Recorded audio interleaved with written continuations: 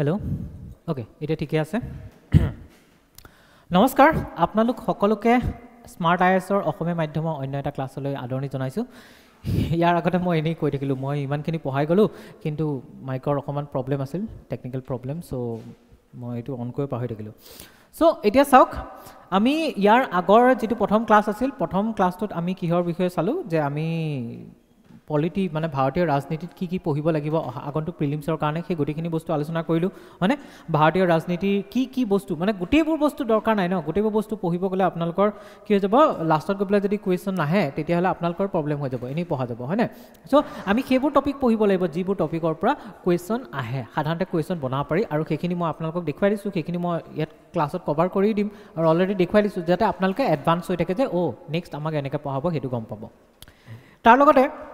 যোৱাকালিৰ যেটো ক্লাছ আছিল যোৱাকালি ক্লাছত আমি কি আলোচনা কৰিলো আমি প্ৰস্তাৱনাৰ বিষয়ে আলোচনা কৰিলো মানে প্ৰস্তাৱনাত এটা চাওক প্ৰস্তাৱনাত কি হয় প্ৰস্তাৱনাৰ পৰা বহুত কিটা কোৱেশ্চন বনাব পাৰি ঠিক আছে তাৰ পৰা সাধাৰণতে কোৱেশ্চন এটা থাকিবই লাগে ঠিক আছে এটো কাৰণে প্ৰস্তাৱনাটো আপোনালোকে ভালকে চাব আৰু মই যিমানখিনি পঢ়াইছো নহয় হিমানখিনি যদি চাই হিমানখিনি যদি পঢ়ে তাত আৰু বেলেগ কোৱেশ্চন বেলেগ কথা আপোনালোকে বেলেগ ফলো কৰিব নালাগে চাব নালাগে খালি ভিডিওটো দুবাৰ মান চাব চালে আপোনালোকৰ বস্তুখিনি ক্লিয়াৰ হৈ যাব ভালকে বুজি ল'ব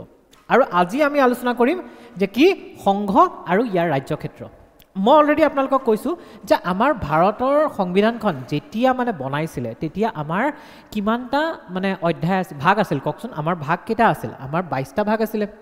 হয় না আৰু আমাৰ অনুচ্ছেদ কেটা আছিল 395টা অনুচ্ছেদ আছিল হয় না আৰু এই ভাগবিলাক বেলেগ বেলেগ বিষয়ৰ ওপৰত বনোৱা গৈছিল এতিয়া আমাৰ যেটো প্ৰথম ভাগটো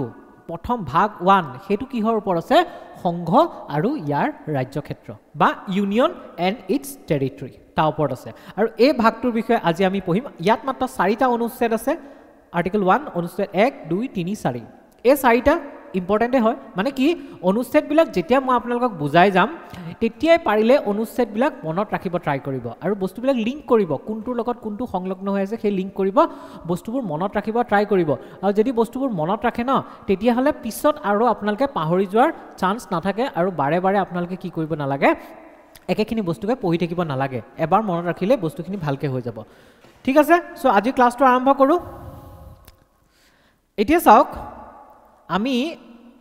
মই মাত্ৰ কি কলো আপোনালোকক ভাৰতৰ কি বুলি কলো কি কলো যে ভাৰতৰ সংঘ আৰু ৰাজ্যসমূহ সংঘ আৰু ৰাজ্যসমূহ বুলি কিয় কোৱা হৈছে কাৰণ আমাৰ ভাৰতত বৰ্তমান কেইখন ৰাজ্য আছে কওকচোন ভাৰতত বৰ্তমান 28খন ৰাজ্য আছে আৰু তাৰ লগতে 8খন কেন্দ্ৰীয় শাসিত অঞ্চল আছে হয় নাই এই গুটেবিলাকে কি বুলি কোৱা হয় এখন ইউনিয়ন ভাৰতৰ ইউনিয়ন মানে সংঘ এটাৰ সৃষ্টি কৰিছে হয় না নহয় এই সংঘটোক মানে কি হয় এই সংঘটোত যিমানখিনি ৰাজ্য আছে এই ৰাজ্যখিনি কোনো ধৰণৰ চুক্তিৰ দ্বাৰা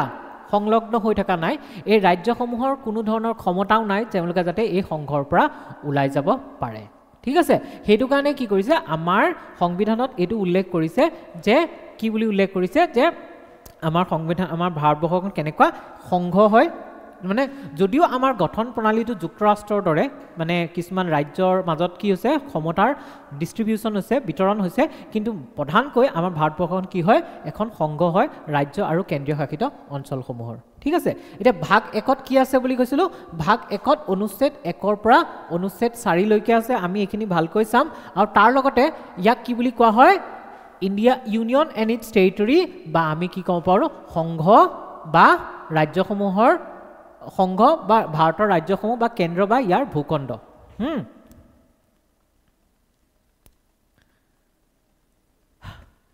এটা ৰাজ্যসমূহৰ সংঘ আমাৰ ভাৰতবৰ্ষৰ নামটো কি বাৰু সংবিধানত ভাৰতবৰ্ষৰ নামটো কেনেকৈ লিখা আছে বাৰু সংবিধানত লিখা আছে Bharat India that is Bharat প্ৰথম ইণ্ডিয়া ফাৰ্স্ট এটো মনত ৰাখিব প্ৰথম ইণ্ডিয়া আছে ইণ্ডিয়া দ্যাট ইজ ভাৰত বুলি লিখা আছে বা ভাৰত দ্যাট ইজ ইণ্ডিয়া বুলি লিখা নাই ইণ্ডিয়া দ্যাট ইজ ভাৰত আপোনাক যদি কোৱেশ্চনটা বনাই দিয়ে তাত লিখে কনস্টিটিউশনত আমাৰ সংবিধানত এনেকৈ উল্লেখ আছে যে ভাৰত মানে ইণ্ডিয়া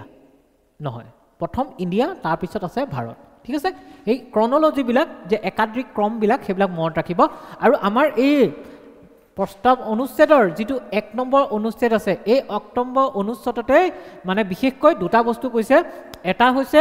আমাৰ দেশখনৰ নামটোৰ কথা কৈছে আৰু হৈছে 2 নম্বৰতে দেশখনৰ ৰাজনৈতিক প্ৰকাৰৰ কথা কৈছে এটা দেশখনৰ ৰাজনৈতিক প্ৰকাৰ বুলি কোৱাৰ লগে লগে প্ৰকাৰটো কেনেকুৱা হৈছে আমাৰ সংঘ হয় আমি এটা সংঘ হয় আমি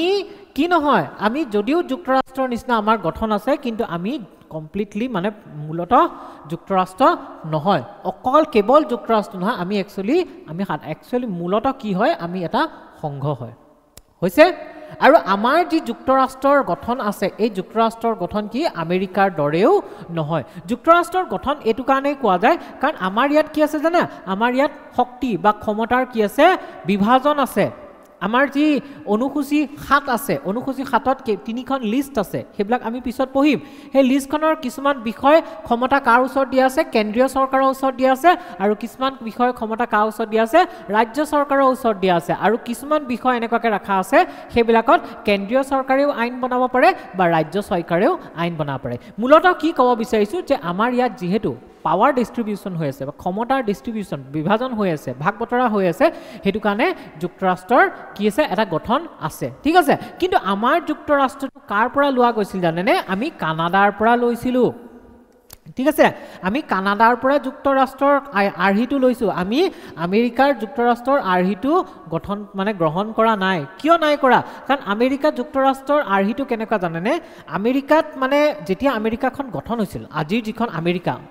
যুক্তৰাষ্ট্ৰ USA বুলি যাক কওঁ USA খন যেতিয়া গঠন হৈছিল তেতিয়া USAত মাত্ৰ 13খন ৰাজ্য আছিল আৰু আজি USৰ ৰাজ্যৰ সংখ্যা কিমান 50খন মানে কি হৈছে তাত যে সৰু সৰু ৰাজ্যবিলাক আছে এই গোটেই ৰাজ্যবিলাকৰ কি আছিল কিহতি প্ৰতিৰক্ষাৰ ফালৰ পৰা মানে ডিফেন্সৰ ফালৰ পৰা বা কিহতি ইকনমি বা অৰ্থনীতিৰ ফালৰ পৰা উইক আছিল মানে ইমান শক্তিশালী নাছিল শক্তিশালী নথকাৰ কাৰণে সিহঁত গোটেইবিলাক মিলি পেলাই কি কৰিলে চুক্তি কৰিলে যে আমি গোটেইবিলাক যিহেতু উইক আমি শক্তিশালী নহয় আমি কি আছে কম শক্তিশালী তেন্তে আমি কি কৰিব লাগিব আমি দুৰ্বল কাৰণে কি কৰিব লাগিব আমি গোটেইবিলাকে মিলি পেলাই এখন মজবুত দেশ বনাওঁ আৰু তেনেকুৱা চুক্তি কৰিবলৈ তেওঁলোকে আজিৰ আমেৰিকা যুক্তৰাষ্ট্ৰ বা USA United states of America কিয় কয় United states of America United মানে সেই ষ্টেটছবিলাক কি হৈছে একলগ হৈ আছে বেলেগ বেলেগ ৰাজ্যবিলাক ইউনাইটেড ষ্টেটছ অফ আমেৰিকা আছে আমাৰ ইণ্ডিয়াক কৈছে নেকি ইউনাইটেড ষ্টেটছ অফ ইণ্ডিয়া বুলি নাই কোৱা ন আমাৰ ইয়াত ৰাজ্যবিলাকক একেলগে মানে সেই ৰাজ্যবিলাক লগ লাগি ভাৰতখন গঠন হোৱা নাই ভাৰতখন আগৰ পৰা আছে তাৰপিছত ৰাজ্য বনাই থাকিব পাৰি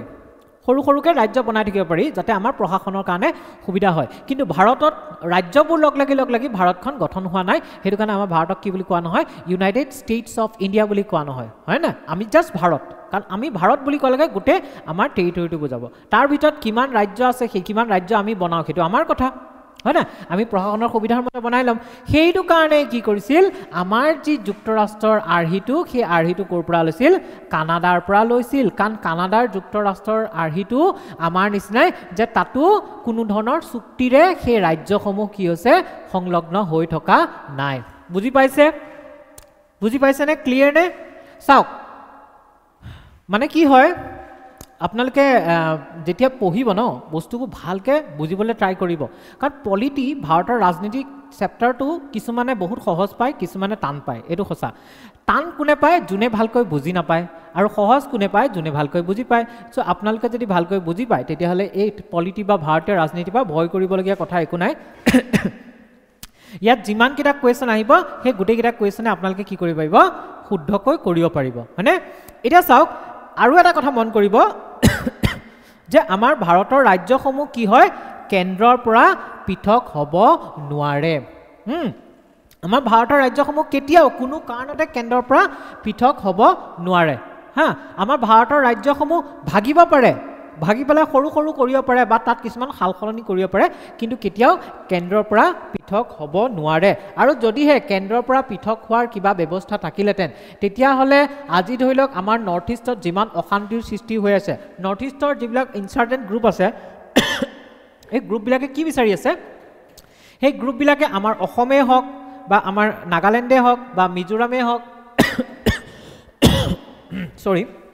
চ' সেই গ্ৰুপবিলাকে কি বিচাৰিছে সেইবিলাক আমাৰ এই অসমৰ এই উত্তৰ পূবৰ এই অঞ্চলসমূহ ভাৰতৰ পৰা পৃথক কৰি ল'ব বিচাৰিছে আৰু আমাৰ যি জম্মু কাশ্মীৰ অঞ্চল আছে জম্মু কাশ্মীৰ অঞ্চলটো পাকিস্তানে কি বিচাৰিছে পাকিস্তান বা জম্মু কাশ্মীৰৰ কিছুমান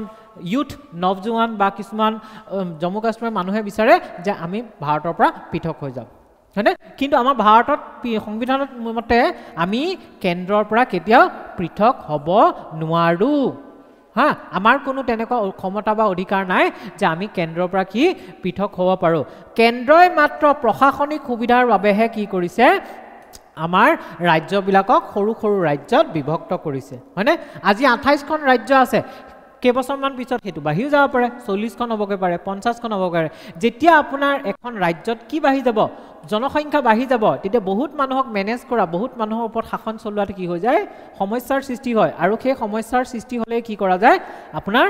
সমস্যাৰ সৃষ্টি হ'লে তেতিয়া সেই ৰাজ্যবোৰ ভাগ কৰি পেলাই সৰু সৰু ৰাজ্য বনোৱা যায় যাতে তেতিয়া আমি সেই মানুহবিলাকক ভালকৈ গুৰুত্ব দিব পাৰোঁ আৰু বিকাশৰ ক্ষেত্ৰত সহায় কৰিব পাৰোঁ যেনে আমাৰ নতুনকৈ যিটো কনচেপ্ট আনিছে আমাৰ যিটো এটা ধাৰণা আনিছে আমাৰ অসম চৰকাৰে যে সমজিলা কিয় বনাব লগা হৈছে কাৰণ আমাৰ যিবিলাক জিলাবিলাক আছে প্ৰত্যেক জিলাৰে কি থাকে কেন্দ্ৰ থাকে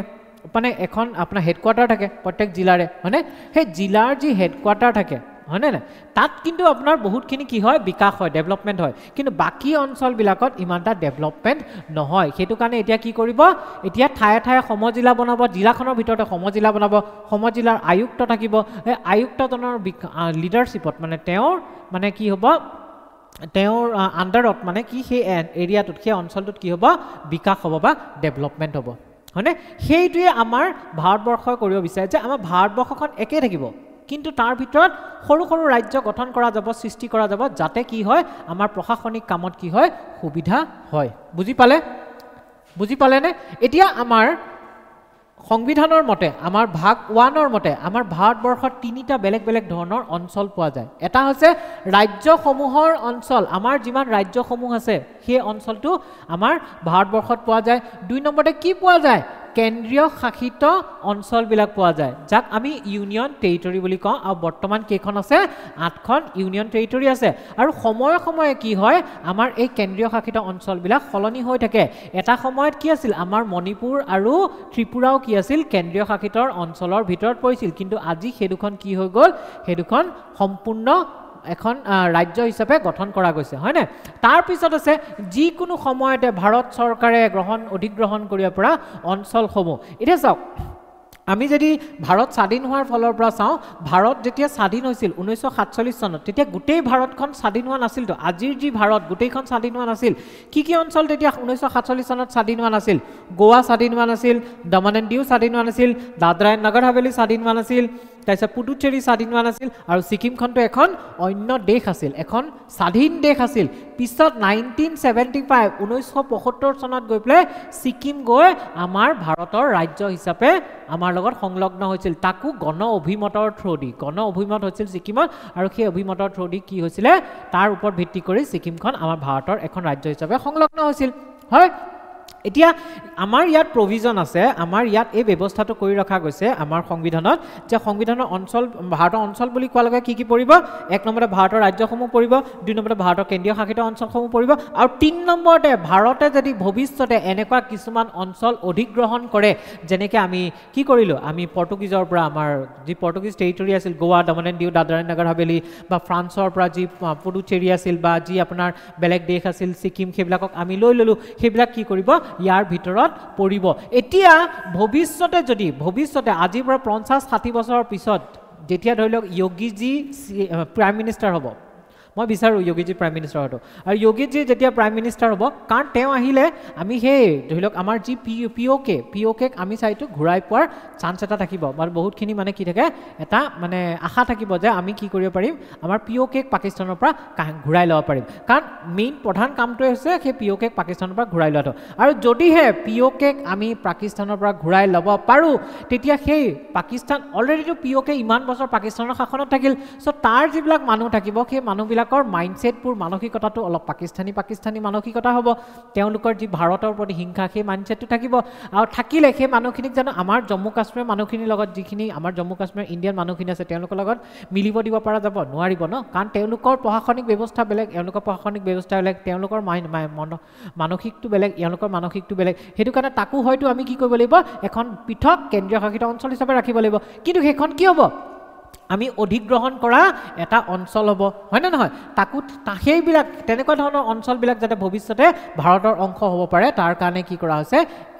এই প্ৰভিজনটো এই ব্যৱস্থাটো ভাৰতৰ সংবিধানত উল্লেখ কৰা গৈছে হয়নে এতিয়া ভাৰতৰ সংবিধানৰ মতে আমি গোটেইবোৰ আমাৰ ৰাজ্যসমূহক কি কৰা হয় সমান চকুৰে চোৱা হয় কিন্তু কিছুমান ৰাজ্যক আমাৰ ভাগ যেনেকৈ এইটো আমি ভাগ 1 পঢ়ি আছো তেনেকৈ পাৰ্ট 21 মানে ভাগ 21ৰ ভিতৰত কিছুমান ৰাজ্যক কিছুমান সুকীয়া মানে বিশেষ ব্যৱস্থা দিয়া গৈছে সেই ৰাজ্যবিলাকৰ কাৰণে সেই ৰাজ্যবোৰ কোন কোন সেইটো মনত ৰাখিব মহাৰাষ্ট্ৰক দিয়া গৈছে গুজৰাটক নাগালেণ্ডক অসমক মণিপুৰক অন্ধ্ৰপ্ৰদেশক তেলেংগানাত ছিকিম মিজোৰাম অৰুণাচল প্ৰদেশ আৰু গোৱা কৰ্ণাটকক দিয়া গৈছে এনেকুৱা ধৰণৰ লাষ্ট ইয়াৰ কুৱেশ্যন এটা আহিছিলে যিটো কুৱেশ্যনত কিছুমান ৰাজ্যৰ মানে সেই অনুচ্ছেদবিলাকৰ কথা কৈছিলে কোনটো অনুচ্ছেদত অসম পৰে কোনটো অনুচ্ছেদত আমাৰ নাগালেণ্ড পৰে এনেকুৱাকৈ দিয়া আছিলে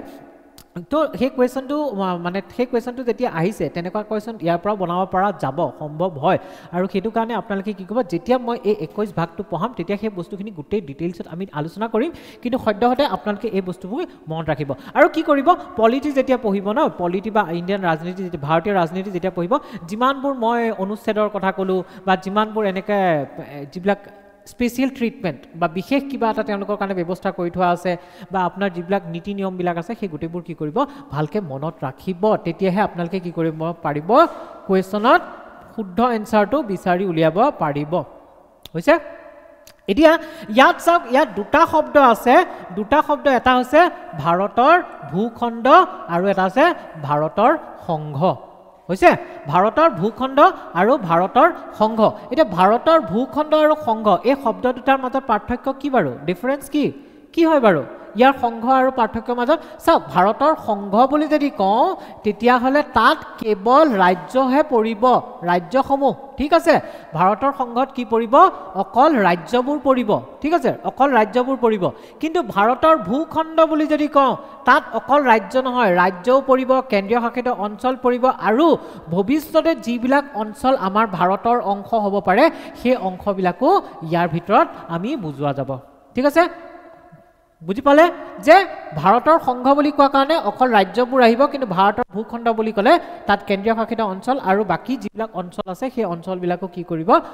এই ভাৰতৰ ভূখণ্ডৰ ভিতৰত পৰিব এই দুটাই ইয়াৰ পাৰ্থক্য হয় যে এটা চাওক সংবিধানৰ যেতিয়া আৰম্ভণি হৈছিলে তেতিয়া আৰম্ভণিৰ দিনৰ পৰাই কি হৈছিলে বেলেগ বেলেগ ধৰি লওক অঞ্চলবিলাক যিবিলাক আমাৰ ভাৰতৰ অংশ নাছিলে সেই অঞ্চলবিলাক লাহে লাহে ক্ৰমান্বয়ে কি হৈছে ভাৰতৰ ভিতৰত সোমাই গৈ আছিলে যেনেকৈ কি আছিলে দাদৰা এণ্ড নগৰ হাভেলী কৈছোঁ ক'ৰ পৰা আহিছিল পৰ্তুগীজৰ পৰা আহিছিলে গোৱা আহিছিল পৰ্তুগীজৰ পৰা দমন এণ্ড ডিউ আহিছিল পৰ্তুগীজৰ পৰা ছিকিম এখন কি আছিলে পৃথক স্বাধীন ৰাষ্ট্ৰ আছিলে পুডুচেৰী ক'ৰ পৰা আহিছিল ফ্ৰান্সৰ পৰা আহিছিল এতিয়া ভৱিষ্যতে যদি বালুচিস্তান ভাগি যায় বালুচিস্তানে ভাগি গৈ পেলাই যদি বালুচিস্তানে কয় যে আমি ভাৰতৰ লগত লগ হ'ব বিচাৰোঁ তেতিয়া কি হ'ব তেতিয়া কি হ'ব ভাৰতৰ ভূখণ্ডৰ ভিতৰত পৰি যাব নাই হয় নাই যাব বুজি পাইছে এতিয়া চাওক আমি অনুচ্ছেদ 1ৰ কথা ইমানখিনি আলোচনা কৰিলোঁ এটা কুৱেশ্যন মনত ৰাখিব যে এইটো যদি সোধে যে আমাৰ ভাৰতখনৰ নামটো মানে ইণ্ডিয়া ডেট ইজ ভাৰত বুলি যে কোৱা আছে সেইটো কোনটো অনুচ্ছেদত লিখা আছে 1 নম্বৰৰ অনুচ্ছেদটোত লিখা আছে হৈছে 1 নম্বৰ অনুচ্ছেদত লিখা আছে এতিয়া চাম আমি 2 নম্বৰৰ অনুচ্ছেদত কি লিখা আছে চাওক 2 নম্বৰৰ অনুচ্ছেদৰ যদি চাব যাওঁ তেতিয়াহ'লে 2 নম্বৰ অনুচ্ছেদত ভাৰতক কিছুমান ক্ষমতা দিয়া গৈছে ভাৰত বুলি কোৱাৰ লগে লগে আমাৰ ভাৰতৰ যি সংসদ আছে ভাৰত চৰকাৰ আছে সংসদ আছে তেওঁলোকক কিছুমান ক্ষমতা দিয়া গৈছে কেনেকুৱা ধৰণৰ ক্ষমতা যাতে নতুন ৰাজ্যৰ প্ৰৱেশ কৰাৰ ক্ষমতা নতুন ৰাজ্য প্ৰৱেশ কৰাৰ ক্ষমতা নতুন এখন ৰাজ্য ভাৰতৰ ভিতৰত সোমাই যাব পাৰে যেনেকৈ ছিকিম 1975 চনত সোমাই গৈছিলে ছিকিম তেতিয়া কি আছিল ভাৰতৰ কোনো ৰাজ্য নাছিল হয় নাই ছিকিম এখন বেলেগ দেশ আছিল ছিকিম কি হৈছিলে আমাৰ ভাৰতৰ ভিতৰত সোমাই গৈছিলে নতুন এখন ৰাজ্য হৈছিলে কাইলৈ যদি আপোনাৰ কি হৈছে কাইলৈ যদি আমাৰ ভূটানে কয় যে আমি ভাৰতৰ লগত এখন ৰাজ্য হিচাপে থাকিব বিচাৰোঁ তেতিয়া এখন আমাৰ নতুন ৰাজ্য হ'ব নাই ভূটানখন হ'ব নিবিচাৰোঁ তেওঁলোক তেনেকৈ থাকক কিন্তু কি হ'ব এতিয়া বাফাৰ ষ্টেট হৈ আছে ভূটানখন মানে আমাৰ চাইনা আৰু ইণ্ডিয়াৰ মাজত এটা মানে নিয়ন্ত্ৰিত মানে অঞ্চল হৈ আছে হয় নাই সেইটো কাৰণে নালাগে তেনেকৈ থাকক কিন্তু যদি ভৱিষ্যতে কয় ঠিক আছে তেতিয়া কি হ'ব এখন নতুন ৰাজ্য হিচাপে প্ৰৱেশ কৰা এই ক্ষমতাটো কাক দিয়া আছে সংবিধানৰ 2 নম্বৰ অনুচ্ছেদৰ মতেদি ভাৰত চৰকাৰ বা আমাৰ সংসদক দিয়া আছে তাৰ পিছত কি আছে নতুন ৰাজ্য স্থাপনৰ ক্ষমতা বা নতুন ৰাজ্য এখন স্থাপন কৰিব পৰাৰ ক্ষমতা কাক দিয়া আছে এইটো কথা মনত ৰাখিব যে 1 নম্বৰত কি পালো অনুচ্ছেদত পালো 2 নম্বৰ অনুচ্ছেদত কি আছে 2 নম্বৰ অনুচ্ছেদত আছে যে কি কৰিবা নতুন ৰাজ্য এখন প্ৰৱেশ কৰিব পাৰিবা নতুন ৰাজ্য এখন স্থাপন কৰিব পাৰি ক্লিয়াৰ এতিয়া আছাম যে 3 নম্বৰ অনুচ্ছেদ 3 এতিয়া এনেকৈ যেনেকৈ পঢ়াই আছো পঢ়াই থাকোঁতে আপোনালোকে কি কৰিব লাগিব অনুচ্ছেদ কিটা মনত ৰাখিব লাগিব অনুচ্ছেদ কিটা মনত থাকিলে তেতিয়া আপোনালোকৰ পিছত প্ৰব্লেম নহয় পিছত আকৌ বাৰে বাৰে খেলিমেলি নহয়গে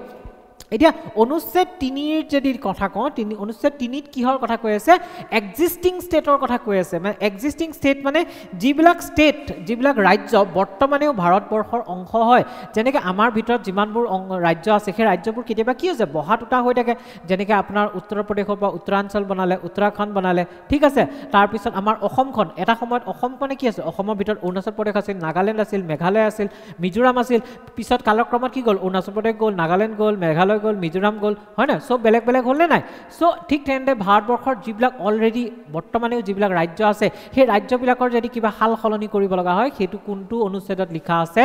3 নম্বৰ অনুচ্ছেদত লিখা আছে এতিয়া আপোনালোকৰ এটা বস্তু ক্লিয়াৰ হৈছে নে যে 2 নম্বৰ অনুচ্ছেদ আৰু 3 নম্বৰ অনুচ্ছেদৰ মাজত পাৰ্থক্যটো আপোনালোকৰ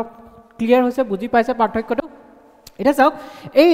3 নম্বৰ অনুচ্ছেদৰ ক্ষেত্ৰত যদি আমি চাওঁ 3 নম্বৰ অনুচ্ছেদত কি কৰিব পাৰে বুলি কৈছে 1 নম্বৰতে আমি 3 নম্বৰ অনুচ্ছেদৰ ভিতৰত কৰিব পাৰো যে কোনোবা এখন ঠাইৰ যদি আমি তাৰ অঞ্চলটো বহাব বিচাৰো তেতিয়া আমি কি কৰিব পাৰো এই 1 নম্বৰ মানে 3 নম্বৰ অনুচ্ছেদৰ দ্বাৰা কৰিব পাৰো আৰু 2 নম্বৰতে সেই ঠাই ৰাজ্যখনৰ যদি আমি কি কৰিব পাৰো অঞ্চল কমাব বিচাৰো বা 3 নম্বৰতে আমি সেই অঞ্চলৰ বা সেই ৰাজ্যখনৰ সীমা যদি সলনি কৰিব বিচাৰো এতিয়া এলেকা বৃদ্ধি কৰা এলেকা হ্ৰাস কৰা মানে ধৰি লওক আমি ক'ব পাৰো যে আমি এলেকা হ্ৰাস কেতিয়া কৰিছিলে এলেকা হ্ৰাস কেতিয়া কৰিছিলে ধৰি লওক যেতিয়া নতুন এখন ৰাজ্য বনায় যেনেকৈ আমাৰ মধ্যপ্ৰদেশৰ পৰা ছত্তীশগড় বনালে বিহাৰখন কাটি পেলাই ঝাৰখণ্ড বনালে তে কি কৰিছে বিহাৰৰ এলেকা কি কৰিছে হ্ৰাস কৰিছে বিহাৰৰ এলেকা হ্ৰাস কৰিছে হয়নে বিহাৰৰ এলেকা হ্ৰাস কৰি পেলাই কি কৰিছে নতুন এখন ৰাজ্য সৃষ্টি কৰিছে বা কেতিয়াবা কিছুমান ক্ষেত্ৰত এলেকা বৃদ্ধি কৰা যায় যেনেকৈ আমাৰ কি কৰিছিলে যিবিলাক ধৰি লওক যেতিয়া পাঞ্জাব ভাগিছিলে পাঞ্জাবৰ পৰা যিবিলাক পাহাৰীয়া এৰিয়া আছিল সেইবিলাক কাক দি দিয়া গৈছিল হিমাচল প্ৰদেশৰ লগত মাৰ্জ কৰি দিয়া গৈছিল হিমাচল প্ৰদেশক দি দিয়া গৈছিল তাৰপিছত ৰাজ্যৰ সীমা সলনি কৰা হয় কেতিয়াবা কিছুমান ৰাজ্যৰ মাজত সীমা সলনি কৰা হয় যেনেকৈ আমাৰ অসমতে দেখে যে অসমৰ কি আছে নাগালেণ্ডৰ লগত অৰুণাচলৰ লগত মেঘালয়ৰ লগত মিজোৰামৰ লগত কি আছে আমাৰ সীমা বিবাদ আছে আৰু ভৱিষ্যতে যদি সেই সীমা বিবাদবোৰ মীমাংসা হয় তেতিয়াহ'লে আমি যদি সীমা সলনি কৰিব লগা হয় বা তেওঁলোকে যদি আমাৰ লগত সীমা সলনি কৰিব লগা হয় তেতিয়া কি আছে অনুচ্ছেদ 3 ভিতৰত কৰিব লাগিব বা যিকোনো ৰাজ্যৰ নাম সলনি কৰিবৰ কাৰণেও আমি কি কৰিব পাৰো অনুচ্ছেদ 3 ব্যৱহাৰ কৰিব পাৰো নাম সলনি ব্যৱহাৰ কৰা মানে কি এতিয়া আপোনালোকে ওড়িশাৰ নামটো সলনি কৰিছিল ওড়িশাটো অসমীয়াত লিখিলে একে দেখা যায় কিন্তু ইংলিছত যদি লিখা যাও প্ৰথমতে আছিল ওড়িশা SA ঠিক আছে আগতে এনেকুৱা আছিল কিন্তু বৰ্তমান কি হ'ল ওড়িশা সলনি কৰিলে মানে ইয়াৰ বানানটো সলনি কৰি দিলে ঠিক তেন্তে আমাৰ কি আছে পশ্চিমবংগ আছে ওয়েস্ট বেংগল মানে পশ্চিমবংগ এটা পশ্চিমবংগত কি হ'ল চাওক পশ্চিমবংগৰ নামটো কেনেকৈ আহিল চাওক আমাৰ যেতিয়া কি হৈছিলে বংগভংগ হৈছিল ন 1905 চনৰ যি বংগভংগ হৈছিলে হয়নে তেতিয়া কি কৰিছিলে তেতিয়া পূৰ্ববংগ যি বাংলাদেশ পূৰ্ববংগ আৰু পশ্চিমবংগ হিচাপে ভাগ কৰিছিলে কিন্তু বৰ্তমান যিহেতু বাংলাদেশ এখন বেলেগ দেশ হৈ গ'ল তেওঁলোকে নিজৰ নামটো সলনি কৰি বাংলাদেশ কৰি ল'লে আমাৰ ইয়াত পশ্চিমবংগ থকাৰ কিবা যুক্তি আছেনে কওকচোন কিবা যুক্তি আছে পশ্চিমবংগ থকাৰ কোনো যুক্তি নাই কিয় কাৰণ আমাৰ পশ্চিম বেংগল এখনেই আছে আমাৰ ভাৰতৰ ভিতৰত যদি আমি চাব যাওঁ আমাৰ ইয়াত বেংগল এখনেই আছে আৰু যেতিয়া বেংগল এখনেই আছে তেতিয়া আকৌ পশ্চিমবংগ ক'ৰ পৰা আহিল পূববংগ ক'ত তেন্তে উত্তৰবংগ ক'ত নাই ন সো পশ্চিমবংগ কিয় লাগে সেইটো কাৰণে বহুতে এইটো পোষকতা কৰে যে পশ্চিমবংগৰ নামটো সলনি কৰি পেলাই অকল বংগ কৰিব লাগে ঠিক আছে বা বেংগল কৰিব লাগে তেনেকুৱাকৈ পোষকতা কৰে বহুতে এইটো মাজে মাজে দাবী ওলাই থাকে সো তেনেকৈ যদি আমি কি কৰিব লাগে নাম সলনি কৰিব লাগে তেতিয়া আমি কোনটো অনুচ্ছেদ ব্যৱহাৰ কৰিব লাগিব 3 নম্বৰৰ অনুচ্ছেদ ব্যৱহাৰ কৰিব লাগিব হৈছে বেছি স্পীড কৈ আছো নেকি হা বুজি পাইছে সো এই 3 নম্বৰ অনুচ্ছেদটো মনত থাকিব 2 নম্বৰ অনুচ্ছেদ কি 3 নম্বৰ অনুচ্ছেদ কি কিন্তু যদিহে 3 নম্বৰ অনুচ্ছেদৰ ভিতৰত আমি তেনেকুৱা ধৰণৰ কোনো কাম কৰিব লগা হয় কোনোবা এখন ৰাজ্যৰ সীমা বঢ়াব লগা হয় সীমা কমাব লগা হয় বা এই অঞ্চল বঢ়াব লগা হয় কমাব লগা হয় সীমা সলনি কৰিব লগা হয় বা নাম সলনি কৰিব লগা হয় আৰু এটা আছে সেইটো মই কোৱা নহল যে তাৰ আন্ডাৰত আমি এটো কৰিব পাৰো যে কিছুমান ৰাজ্য লগ লগাই দিব পাৰো ধৰি লওক এখন ৰাজ্য আছে এখন ৰাজ্য আছে দুইখনকে লগ লগাই আমি এখন ডাঙৰ ৰাজ্য বনাব পাৰো বা এখন ৰাজ্য আছে তাৰ কাষতে কেন্দ্ৰীয় শাসিত অঞ্চল আছে দুইটাকে লগ লগাই আমি এখন ডাঙৰ ৰাজ্য বনাব পাৰো বা দুখন কেন্দ্ৰীয় শাসিত অঞ্চলো আমি লগ লগাই দিব পাৰো যেনেকৈ আপোনাৰ কি কৰিছিলে দমন এণ্ড দিউ আৰু দাদৰা এণ্ড নগৰ হাভেলীক ৰিসেন্টলি কি কৰিছে লগ লগাই দিছে ঠিক আছে লগ লগাই দিছে বুজি পালে এতিয়া কি হ'ল আমাৰ জম্মু কাশ্মীৰক ভাগ কৰি পেলাই কিহ কৰিলে জম্মু কাশ্মীৰ এখন কেন্দ্ৰীয় শাসিত অঞ্চল লাডাখ এখন কেন্দ্ৰীয় শাসিত অঞ্চল আজিৰ পৰা বহুত বছৰ পিছত যদিহে জম্মু কাশ্মীৰৰ যি মানে টেৰৰিষ্ট প্ৰব্লেম আছে আতংকবাদীৰ প্ৰব্লেম আছে সেই প্ৰব্লেমবিলাক যদি সন্ত্ৰাসবাদী প্ৰব্লেমবিলাক যদি নিৰ্মূল হয় পাকিস্তানে যদি আৰু সন্ত্ৰাসবাদৰ তালে পঠিওৱাটো বন্ধ কৰে তেতিয়াহ'লে কিজানি তেওঁলোকে এইটো দাবী কৰিব পাৰে যে আকৌ আগৰ দৰে জম্মু কাশ্মীৰ বা লাডাখখন কি কৰিব এখন ৰাজ্য হিচাপে দুইখন লগ লগাই দিব লাগে ঠিক আছে তো যিয়ে নকৰক কিয় ইয়াত কি কাৰ পাৱাৰ আছে কোনে কৰিব পাৰে ক্ষমতা কাৰ আছে অকল ক্ষমতা আছে সংসদৰ মানে আমাৰ পাৰ্লিয়ামেন্টৰ ক্ষমতা আছে পাৰ্লিয়ামেন্টে কৰিব পাৰে ঠিক আছে কোনে কৰিব নোৱাৰে আমাৰ বিধানসভাবিলাকে কৰিব নোৱাৰে কোনে কৰিব পাৰে অকল পাৰ্লিয়ামেন্টে মানে আমাৰ সংসদে কৰিব পাৰে কিন্তু ইয়াৰ ক্ষেত্ৰতো সংসদে কি আনিব লাগিব এখন বিধেয়ক আনিব লাগিব ঠিক আছে এখন বিল আনিব লাগিব এখন বিধেয়ক আনিব লাগিব আৰু সেই বিলখন বা বিধেয়কখন যেতিয়া আনিব তাৰ আগতে কাৰ সন্মতি ল'ব লাগিব ৰাষ্ট্ৰপতিৰ আগতীয়াকৈ সন্মতি ল'ব লাগিব ঠিক আছে ৰাষ্ট্ৰপতিৰ আগতীয়াকৈ সন্মতি ল'ব লাগিব আৰু এই ৰাষ্ট্ৰপতিৰ সন্মতি হ'লেহে কি কৰিব পাৰি সেই বিধেয়কখন উত্থাপন কৰিব পাৰিব কিন্তু ইয়াত আৰু এটা টুইষ্ট এটা আছে আৰু এটা কথা আছে যে ৰাষ্ট্ৰপতিয়ে যে সন্মতি দিব সেই সন্মতি দিয়াৰ আগতে ৰাষ্ট্ৰপতিয়ে সেই প্ৰস্তাৱটো কলে পঠিয়াব লাগিব সেই যোনখন ৰাজ্যৰ হয়তো সীমা সলনি হ'ব অঞ্চল বাঢ়িব কমিব নাম সলনি হ'ব যিয়ে নহওক সেই ৰাজ্যখনলৈ বা যদি এখনতকৈ দুখন ৰাজ্য জড়িত হৈ থাকে বা দুখন ৰাজ্য লগ লগাই পেলাই এখন ৰাজ্য কৰাৰ কথা ভাবে তেতিয়া সেই দুইখন ৰাজ্যৰ বিধানসভালৈ কি কৰিব এই প্ৰস্তাৱটো পঠিয়াব আৰু এটা সময়সীমাৰ লগত পঠিয়াব যে 2 মাহ সময় দিব যে 2 মাহৰ ভিতৰত তোমালোকে কি কৰা মোক উত্তৰ দিয়া তোমালোকে বিচাৰা নে নিবিচাৰা ঠিক আছে আৰু যদিহে 2 মাহৰ ভিতৰত তেওঁলোকে উত্তৰ দিয়ে বোলে তেওঁলোকে কৈছে যে বিচাৰো তেতিয়াতো কোনো কেছ নাই হৈ যাব তেওঁলোকে কৈছে নাই নিবিচাৰো এইটো হ'ব নালাগে তেতিয়াও কিন্তু ৰাষ্ট্ৰপতি এনেকুৱা ফোৰ্স নহয় ৰাষ্ট্ৰপতিৰ ওপৰত কোনো বল প্ৰয়োগ কৰিব নোৱাৰে যে ৰাষ্ট্ৰপতিয়ে সেই ৰাজ্যখনৰ কথাটো শুনিবই লাগিব না ৰাষ্ট্ৰপতিয়ে সেই ৰাজ্যখনৰ কথাটো নুশুনিব পাৰে তেওঁ নিজৰ মতে যাব পাৰে ঠিক আছে ৰাজ্যখনে মানা কৰাৰ পিছতো ৰাষ্ট্ৰপতিয়ে কি কৰিব পাৰে সেই বিধেয়কখন সংসদত নিব পাৰে আৰু সেইখন পাছ কৰি পেলাই সেই যিটো সলনি কৰিব বিচাৰিছে সেইটো সলনি কৰিব পাৰে ক্লিয়াৰ বুজি পালে সেইখিনি ৰাষ্ট্ৰপতিৰ পাৱাৰ আছে কিন্তু ইয়াত এটা কথা যদিহে সেই 2 মাহ যে সময় দিলে সেই 2 মাহৰ ভিতৰত যদি আহে তেতিয়াহ'লেতো ৰাষ্ট্ৰপতিয়ে শুনিব পাৰে নুশুনিব পাৰে আৰু 2 মাহৰ পিছততো আহিলেতো শুনা কথাই নাই কাৰণ তেওঁ যিখিনি টাইম পিৰিয়ড দিয়া গৈছিল সেই টাইম পিৰিয়ডটো যিখিনি সময় সীমা দিয়া গৈছিল সময়সীমা অতিক্ৰম কৰি গৈছে হয় না তাৰ পিছত আৰু এটা কথা চাওক বুজি পালে এইখিনিলৈকে বুজি পালে এতিয়া চাওক এই যিটো দৰকাৰ যে আমি এখন বিধেয়ক পঠিয়াব লাগিব বিধেয়ক দিব উত্থাপন কৰিব লাগিব আৰু সেই প্ৰস্তাৱটো সেই কোলে পঠিয়াব লাগিব সেই প্ৰস্তাৱটো কোলে পঠিয়াব লাগিব সেই ৰাজ্যখনলৈ পঠিয়াব লাগিব হয় না সেই ৰাজ্যখনে উত্তৰ দিব বা ৰাজ্যখনক দেখুৱাব লাগিব কিন্তু সেইটো আপোনাৰ কেন্দ্ৰীয় শাসিত অঞ্চলৰ ক্ষেত্ৰত প্ৰযোজ্য নহয় কিয় কাৰণ কেন্দ্ৰীয় শাসিত অঞ্চলৰ ক্ষেত্ৰত এটো কাৰণে প্ৰযোজ্য নহয় যে কেন্দ্ৰীয় শাসিত অঞ্চলবোৰ কাৰ আন্ডাৰত পৰে ডাইৰেক্ট মানে প্ৰত্যক্ষভাৱে কাৰ আন্ডাৰত পৰি যায় কাৰ তলত পৰি যায় আমাৰ যি কেন্দ্ৰীয় চৰকাৰ আছে কেন্দ্ৰীয় চৰকাৰৰ তলত পৰি যায় আৰু যেহেতু কেন্দ্ৰীয় চৰকাৰৰ অধীনত হয় সেইটো কাৰণে কেন্দ্ৰীয় চৰকাৰে আকৌ তালে যদিও তাত বিধানসভা আছে তালে কি পঠিয়াব নালাগে আপোনাৰ এই প্ৰস্তাৱটো ৰাষ্ট্ৰপতিয়ে পঠিয়াব নালাগে আৰু ৰাষ্ট্ৰপতিয়ে নিজে নিজে ইয়াৰ সিদ্ধান্ত ল'ব পাৰে হৈছে আৰু আমাৰ সংবিধানৰ যিসকল প্ৰণেতা আছিল মানে সংবিধান যোনে বনাইছিল যেতিয়া সংবিধান সভাই সংবিধান বনাই আছিল তেতিয়া তেওঁলোকৰ মাজত কি হৈছিল বিভিন্ন ধৰণৰ আলোচনা হৈছিল সেই আলোচনাবিলাকত সাধাৰণতে কি কৈছিল কিছুমানে এটো কৈছিল যে আমাৰ ভাৰতৰ নামটো ভাৰত ৰাখিব লাগে আৰু কিছুমানে কৈছিল ভাৰতৰ নামটো ইণ্ডিয়া ৰাখিব লাগে সেই কনফিউজনটো থাকিয়ে লাষ্টত গৈ পেলাই দুইটা পক্ষকে সুখী কৰিবৰ কাৰণে কি কৰিলে আমাৰ সংবিধানত ডাইৰেক্ট লিখি দিলে যে ইণ্ডিয়া ডেট ইজ ভাৰত মই কৈছো যে এনেকুৱা কোৱেশ্চন আহিব পাৰে যে তাত দিলে ভাৰত ডেট ইজ ইণ্ডিয়া বা ভাৰত যাক ইণ্ডিয়া বুলি কোৱা হয় হয়নে কিন্তু আপোনাৰ ভাৰতটো প্ৰথম নাই, প্ৰথম ইণ্ডিয়াটো আছে, পিছত ভাৰতৰ শব্দটো আছে, এইটো মনত ৰাখি দিব। এতিয়া আমাৰ বি আৰ আম্বেদকাৰ চাহাব যোনখন আমাৰ খচৰা সমিতি আছিলে, খচৰা সমিতিৰ সভাপতি আছিলে, তেখেতে কি কৈছিলে? তেখেতে কৈছিল যে ভাৰতবৰ্ষখন কেনেকুৱা বুলি কৈছিলে? ধ্বংসাত্মক ৰাজ্যসমূহৰ এক অবিচ্ছেদ্য সংঘ। মানে কি বুলি কৈছে? যে এন ইনডেষ্ট্ৰাক্টেবল ইউনিয়ন অফ ডেষ্ট্ৰাক্টেবল ষ্টেটছ। মানে কি আছে? ধ্বংসাত্মক ৰাজ্যসমূহৰ অবিচ্ছেদ্য অংগ। কিয় কোৱা হৈছে ধ্বংসাত্মক ৰাজ্যসমূহৰ অবিচ্ছেদ্য অংগ? ইয়াৰ মূল অৰ্থটো হৈছে যে আমাৰ ৰাজ্যসমূহ ধ্বংস কৰিব পাৰি। কোনে কৰিব পাৰে? আমাৰ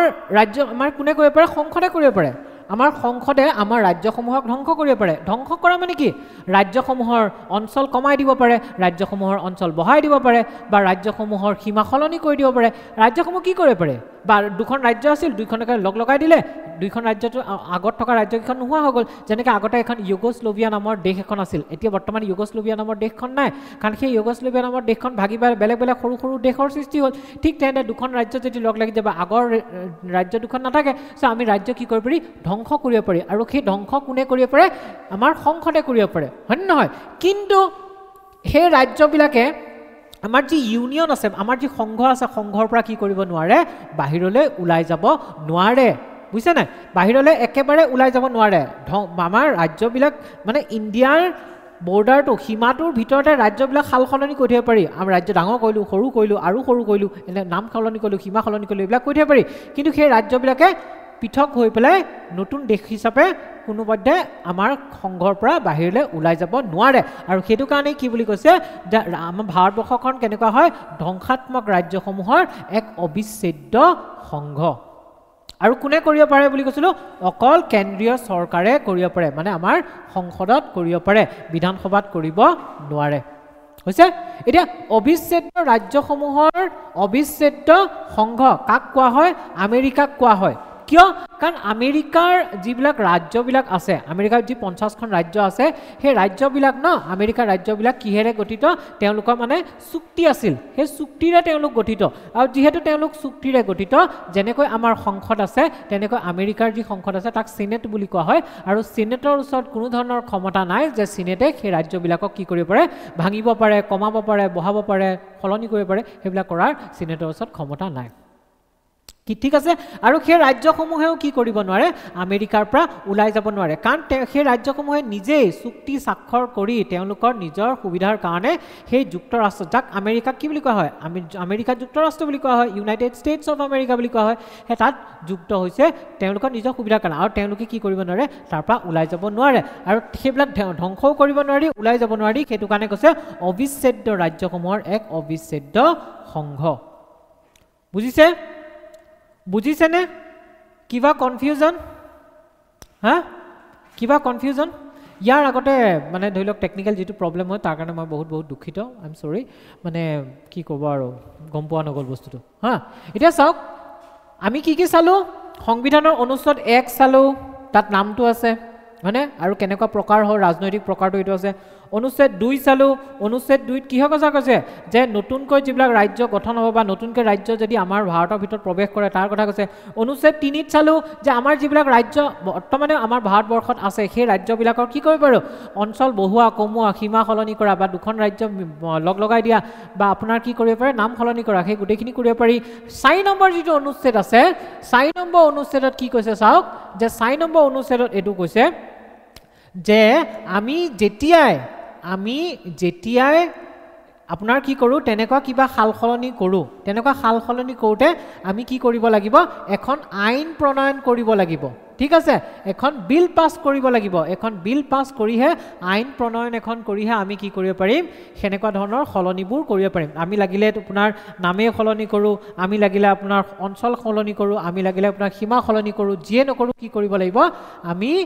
যদি আমি 3 নম্বৰৰ অনুচ্ছেদৰ অধীনত কৰোঁ, তেতিয়া কথা কৈছোঁ, তেতিয়া আমি কি কৰিব লাগিব? এখন আইন প্ৰণয়ন কৰিব লাগিব। কিন্তু আমি কি কৰিব লাগে? সংবিধানৰ সংশোধনী কৰিব নালাগে। আৰু সংবিধানৰ সংশোধনীৰ প্ৰক্ৰিয়াটো ক'ত লিখা আছে? কোনটো অনুচ্ছেদত লিখা আছে অনুচ্ছেদ 368ত লিখা আছে হয় না 368ত লিখা আছে আৰু তাত কিন্তু আমি কি কৰিব নালাগে সংবিধানৰ সংশোধনী কৰিব নালাগে ইয়াত লিখা আছে চাওক অনুচ্ছেদ 4A নিজেই ঘোষণা কৰে যে নতুন ৰাজ্যৰ প্ৰৱেশ বা প্ৰতিষ্ঠাৰ বাবে প্ৰণয়ন কৰা আইন আৰু নতুন ৰাজ্য গঠন বা বিদ্যমান ৰাজ্যসমূহ অঞ্চল সীমা আৰু নাম পৰিণত অনুচ্ছেদ অধীনত সংবিধানৰ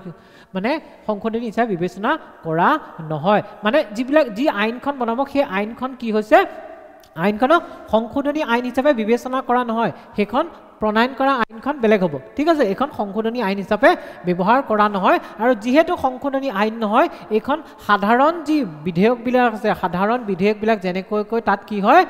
মানে ভোটৰ সহায়ত তাত ভোট দিয়া যায় ন সেই ভোটৰ সহায়ত সাধাৰণ যিবিলাক বিধেয়ক আছে বিধেয়কবিলাক তাত পাছ কৰা যায় ঠিক আছে সেই তেনেকুৱা নিচিনাকৈ এই বিধেয়কখনো পাছ হ'ব আৰু সেইটো কাৰণে তাত কি লাগিব সৰল সংখ্যা গৰিষ্ঠতা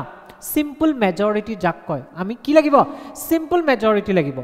ঠিক আছে সিম্পল মেজৰিটি লাগিব আৰু সিম্পল মেজৰিটি থ্ৰু দি আমি কি কৰিব পাৰো সেই বস্তুবোৰ সলনি কৰিব পাৰো হৈছে আমাক সৰল সংখ্যা গৰিষ্ঠতা বা সিম্পল মেজৰিটি লাগিব ঠিক আছে কেৱল 368 নম্বৰ অনুচ্ছেদৰ অধীনত সংবিধান সংশোধন কৰিহে ভাৰতীয় ভূখণ্ড এখন বিদেশী ৰাষ্ট্ৰৰ হাতলৈ হস্তান্তৰ কৰিব পাৰি কিন্তু যদিহে আমি এটো বিচাৰো এটো কৰিব যাওঁ যে আমাৰ ভাৰতৰ কোনোবা এটা অংশ কোনোবা এখন মানে অঞ্চল আমি বেলেগ এখন ৰাষ্ট্ৰলৈ পঠিয়াব বিচাৰো তাৰমানে এটো ক'লে যে আমি ভাৰতৰ ভিতৰতে ভাৰতৰ সীমাৰ ভিতৰতে আমাৰ ৰাজ্যবিলাকৰ যদি কিবা সালসলনি কৰি থাকো নাম হওক সীমা হওক বহালো কমালো কাটিলো ভাঙিলো এনেকৈ যদি কিবা কৰি থাকে সেইবিলাকত আমি কোনো ধৰণৰ সংবিধান সংশোধন কৰিব নালাগে কিন্তু যদিহে আমি ভাৰতৰ কোনোবা এখন অঞ্চল আমি বিদেশী ৰাষ্ট্ৰ ধৰি আমি চাইনাক দি দিলো লেলো চাইনাক দি দিলো ইফালে আপোনাৰ কাক দি দিলো পাকিস্তানক দি দিলো বাংলাদেশক দি দিলো বা নেপাল ভূটানক দি দিলো তেতিয়া কি কৰিব লাগিব আমি সংবিধান সংশোধন কৰিব লাগিব বুজি পালে আৰু সেইটো কাৰণে যেতিয়া 2015 চনত ভাৰত আৰু বাংলাদেশৰ মাজত কিছুমান অঞ্চলৰ কি হৈছিলে সলনি কৰা গৈছিলে সেই সলনিৰ ক্ষেত্ৰত আমাৰ সংবিধানখন মানে কি সংশোধন কৰিব লগা হৈছিলে হয়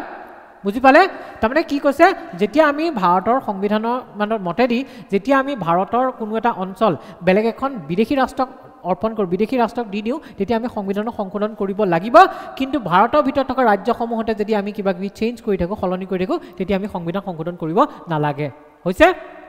এটা চাওক 9 নম্বৰ যেটো সংবিধান আছিল সংশোধনী আইন 1960 দ্বাৰা বেৰুবাৰী কেন্দ্ৰীয় শাসিত অঞ্চল কাক দি দিয়া গৈছিল পাকিস্তানক দি দিয়া গৈছিল আমি যে বেৰুবাৰী ইউনিয়ন কেছটো যে পঢ়ি থাকো যোৱাকালিও আমি চাইছিলো বেৰুবাৰী ইউনিয়ন কেছ কেতিয়া আছিল 1960 চনত বেৰুবাৰী এটা কেন্দ্ৰীয় শাসিত অঞ্চল আছিল আমাৰ ওয়েষ্ট বেংগলৰ জলপাইগুৰি যে আছে ঠিক আছে হে জলপাইগুৰি যি এৰিয়া আছে জলপাইগুৰি ডিস্ট্ৰিক্টত তাত আছিলে আপোনাৰ বেৰুবাৰী কেন্দ্ৰীয় শাসিত অঞ্চল ইয়াক মানে সক আমাৰ ভাৰত আৰু বাংলাদেশৰ যেতিয়া বাংলাদেশ স্বাধীন হৈছিল মানে বাংলাদেশ হোৱা নাছিল প্ৰথম 1947 চনত বাংলাদেশ কি আছিল পূব পাকিস্তান আছিল ইফালে পশ্চিম পাকিস্তান আছিল পিছত 1971 চনত পূব পাকিস্তান স্বাধীন হয় স্বাধীন হৈ বাংলাদেশ হয় আৰু যেতিয়া 1947 চনৰ পিছত পূব পাকিস্তান আৰু পশ্চিম পাকিস্তান আছিল তেতিয়া এই বাংলাদেশ মানে পশ্চিম পাকিস্তান দুইখন পাকিস্তানৰ ভাৰতৰ মাজৰ যিটো সীমা ৰেখা সেই সীমা ৰেখাটোক কি বুলি কোৱা হয় ৰেড ক্লিফ সীমা বা ৰেড ক্লিফ লাইন বুলি কোৱা হয় নহয় ৰেড ক্লিফ লাইন বুলি কোৱা হয় হয়নে হে ৰেড ক্লিফ লাইনৰ মতেদি ৰেড ক্লিফ লাইনটো মানে ইমান দৌৰাদৌৰিকৈ বনাইলে সো বহুত মানে যিটো আমাৰ সীমা আছিল সীমাটো মানে ভালকৈ প্ৰপাৰলি ষ্টাডি কৰি অধ্যয়ন কৰি সীমাটো বনোৱা নগ'ল আৰু তাৰ কাৰণে বিভিন্ন ধৰণৰ কি থাকিলে সংঘাত ডিসপিউট কিছুমান আজিও হৈ থাকে আৰু সেইবিলাক আজিও থাকি গ'ল সো এই বেৰুবাৰী যেটো মানে আপোনাৰ অঞ্চল আছিল কেন্দ্ৰীয় শাসিত অঞ্চল আছিল এই অঞ্চলটোক পাকিস্তানে ডিমান্ড কৰি আছিল যে এই অঞ্চলটো একচুয়ালি কোড সোমাব লাগে পাকিস্তানৰ ভিতৰত সোমাব লাগে ঠিক আছে পিছত গৈ পেলাই 1958 চনত বিভিন্ন ধৰণৰ আলোচনা বিলোচনা হ'ল তাৰপিছত 1958 চনত কি হ'ল নেহেৰু আৰু নুন ঠিক আছে এগ্ৰিমেন্ট চুক্তি হ'ল এই চুক্তি মতেদি কি কৈছে এই বেৰুবাৰী ইউনিয়নক দুটা ভাগত ভাগ কৰি এভাগ ইণ্ডিয়াত ৰাখিছে ভাৰতত ৰাখিছে আৰু এভাগ কাক দি দিয়া গৈছে বাংলাদেশত দি দিয়া গৈছে আৰু ইয়াৰ কাৰণে কি দৰকাৰ হৈছিল অলৰেডি আমি চাই আহিছো যে যেতিয়া আমি ভাৰতৰ ভূখণ্ড এটা ভাৰতৰ অঞ্চল এটাক বেলেগ এখন দেশক দি দিম তেতিয়া আমি কি কৰিব লাগিব সংবিধান সংশোধন কৰিব লাগিব যেহেতু এই বেৰুবাৰী যি কেন্দ্ৰীয় শাসিত অঞ্চল আছিল এটো কাক দি দিয়া গৈছিলে পাকিস্তান পূৰ্ব পাকিস্তানক দি দিয়া গৈছিল কাৰণ 1960 চনতটো পাকিস্তানে হৈছিল পূৰ্ব পাকিস্তান হৈছিল বাংলাদেশ আহা নাছিল সো যেহেতু পাকিস্তানক বেলেগ এখন দেশক দি দিয়া গৈছিল আমি কি কৰিছিলো সংশোধন কৰিব লগা আছিল 9 নম্বৰ সংশোধনটো কৰিব লগা হৈছিল বুজি পাইছে ক্লিয়াৰ এনি ডাউট এতিয়াতো সাউন্ড আহি আছে সাগে ন সাউন্ড আহি আছে মই আজি পৰা সদায় প্ৰথমতে খুদি লম হা আজি পৰা ক্লাস কৰিলে আজি যি সাউন্ডৰ ঘটনা হল সো আজি পৰা আহিলে মই আপোনালোকক খুদি লম যে সাউন্ড আহি আছে নাই আপোনালোকে মোক প্লিজ কমেন্ট কৰি জনাই দিব যে সাউন্ড আহিছে নে নাই আৰু তেতিয়া মই ক্লাসটো আৰম্ভ কৰিম ঠিক আছে তেতিয়া ক্লাসটো আৰম্ভ কৰিম হবনে এটা চাওক কি কৈছে 1969 চনত সুপ্ৰিম কোৰ্টে কি কৈছিল যে আমাৰ ভাৰতৰ যদি কোনোবা বেলেগ দেশৰ লগত কি আছে সীমা বিবাদ আছে আৰু সেই সীমা বিবাদ যদি আমি নিষ্পত্তি কৰিব বিচাৰো তেতিয়া হলে কোনো ধৰণৰ সংশোধনৰ প্ৰয়োজন নাই ঠিক আছে নিষ্পত্তি কৰিবলৈ কোনো ধৰণৰ সংশোধনৰ প্ৰয়োজন নাই কিন্তু এইটো কাৰ্যবাহী পদক্ষেপৰ দ্বাৰা কৰিব পাৰি কিয়নো ইয়াত ভাৰতীয় ভূখণ্ড বিদেশলৈ প্ৰেৰণ কৰাটো অন্তৰ্ভুক্ত নহয় এইটো চাওক ইয়াত এইটো কথাই বুজাইছে যদি আমাৰ কাৰোবাৰ লগত কিবা কাজিয়া হৈ আছে ধৰি লওক আমাৰ চাইনাৰ লগত বা আমাৰ পাকিস্তানৰ লগত বৰ্ডাৰ ডিসপিউট হৈ থাকে আমাৰ সীমা বিবাদ হৈ থাকে যদি সীমা বিবাদ হৈ আছে সীমা বিবাদটো এনেকুৱাকৈ আমি সলিউশন উলিয়াইছো যে আমাৰ কোনো অঞ্চল চাইনাক বা পাকিস্তানক দি নিদিও ঠিক আছে আমাৰ গোটেইখিনি অঞ্চল আমাৰ মাজতে থাকিব আমি চাইনা বা পাকিস্তানক দি নিদিও তেতিয়া হলে আমি কোনো ধৰণৰ সংশোধন কৰিব নালাগে ঠিক আছে কিন্তু যদিহে আমি আমাৰ কোনোবা অংশ আমাৰ কোনোবা অঞ্চল বেলেগ দেশখনক দি দিও তেতিয়া কিন্তু আমি কি কৰিব লাগিব সংবিধান সংশোধন কৰিব লাগিব আৰু এটো কেতিয়া কৈছিলে 1969 চনত আমাৰ উচ্চতম ন্যায়ালয় সুপ্ৰিম কোৰ্টে কৈছিলে মনত থাকিব ক্লিয়াৰ হৈছে মনত থাকিব এই বস্তুবোৰ মনত ৰাখিব লাগিব যে কেতিয়া সুপ্ৰিম কোৰ্টে কৈছিলে আৰু কি কৈছিলে এই কনসেপ্ট দুটা যে যেতিয়া আমি কি কৰিম আমাৰ অঞ্চল এটা দি দিম তেতিয়া আমি সংশোধন কৰিব লাগিব যেতিয়া দি নিদিও তেতিয়া আমি সংশোধন কৰিব নালাগে ঠিক আছে এটা মই যে কৈছিলো বাংলাদেশৰ সৈতে আমি ভূখণ্ডৰ কি কৰিছিলো বিনিময় কৰিছিলো তাৰ কাৰণে আমি কি কৰিব লগা আছিল সংশোধন কৰিব লগা আছিল কিয় সংশোধন কৰিব লগা আছিল এটো কাৰণে সংশোধন কৰিব লগা আছিল কাৰণ কিয় কাৰণে কাৰণ আমি আমাৰ ভূখণ্ড কাক দি দিছো বাংলাদেশক দি দিছো ন চাওক ইয়াত লিখা আছে এই চুক্তিৰ অধীনত ভাৰতে 111টা অন্তঃক্ষেত্ৰ যাক এনক্লেভ বুলি কোৱা হয় ঠিক আছে এনক্লেভ কি কৈ আছো এনক্লেভ অন্তঃক্ষেত্ৰ কাক দি দিছে বাংলাদেশক দি দিছে আৰু বাংলাদেশে 51টা কাক দিছে ভাৰতক দি দিছে যেহেতু আমি বাংলাদেশক দি দিছো ন দি দিছো দিয়াৰ কাৰণে কি হৈছে আমি সংশোধন কৰিব লগা আছে আৰু কিমান সংখ্যক 100 সংখ্যক সংশোধন কৰিব দিছে এটা আন্তঃক্ষেত্ৰ বা এনক্লেভ কি হয় ধৰক এখিনি জায়গা আছে ঠাইখিনি আছে ঠিক আছে এই ঠাইখিনিৰ ৰীতি নীতি কালচাৰ কি আছে ইয়াৰ কলাটো বেলেগ হয় কিন্তু ইয়াৰ চাৰিফালে যি ঠাইখনে আগৰি আছে এই ঠাইখনৰ কালচাৰটো বেলেগ হয় ঠিক আছে এতিয়া ই ইয়াৰ লগত জয়েন হৈ আছে এতিয়া ই কেনেকৈ ইয়াত সাৰ্ভাইভ কৰিব কাৰণ ইয়াৰ কালচাৰ ইয়াৰ লগত মিলে ইয়াৰ লগত নিমিলে তেতিয়া হলে কি হয় এই অংশটো ইহঁতক দি দিয়া যায় ঠিক আছে বুজি পালে সো এই সংশোধনীখন যেতিয়া আনিছিল 100 নম্বৰ সংশোধনীখনে 4খন ৰাজ্যক প্ৰভাৱ পেলাইছিলে কি অসম পশ্চিম বংগ মেঘালয় ত্ৰিপুৰা মনত ৰাখি ল'ব ক্লিয়াৰ ঠিক আছে মনত থাকিবনে কিন্তু এই সংশোধনীখনৰ যিটো চুক্তি আছিল চুক্তিটো কিন্তু 1974 চনতে মানে সাইন কৰা গৈছিল স্বাক্ষৰ কৰা গৈছিল 1974 চনত স্বাক্ষৰ কৰা গৈছিল 1971 চনত বাংলাদেশ স্বাধীন হৈছে 1974 চনতে এই চুক্তিখন স্বাক্ষৰ কৰা গৈছিল কিন্তু এখন ইমপ্লিমেন্ট কেতিয়া কাৰ্যকৰী কেতিয়া হৈছিল 2015 হৈছিল হয় 2015 হৈছে হয়নে 2015 হৈছে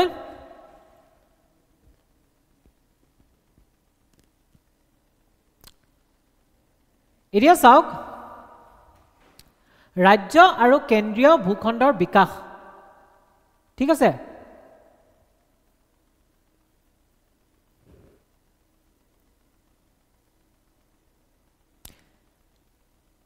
মানে ইয়াত এটো কথা আমি ইয়াত চাম যে আমাৰ ৰাজ্য বা কেন্দ্ৰীয় যি ভূখণ্ড বিলাক কেনেকৈ নতুনকৈ কি হৈছিল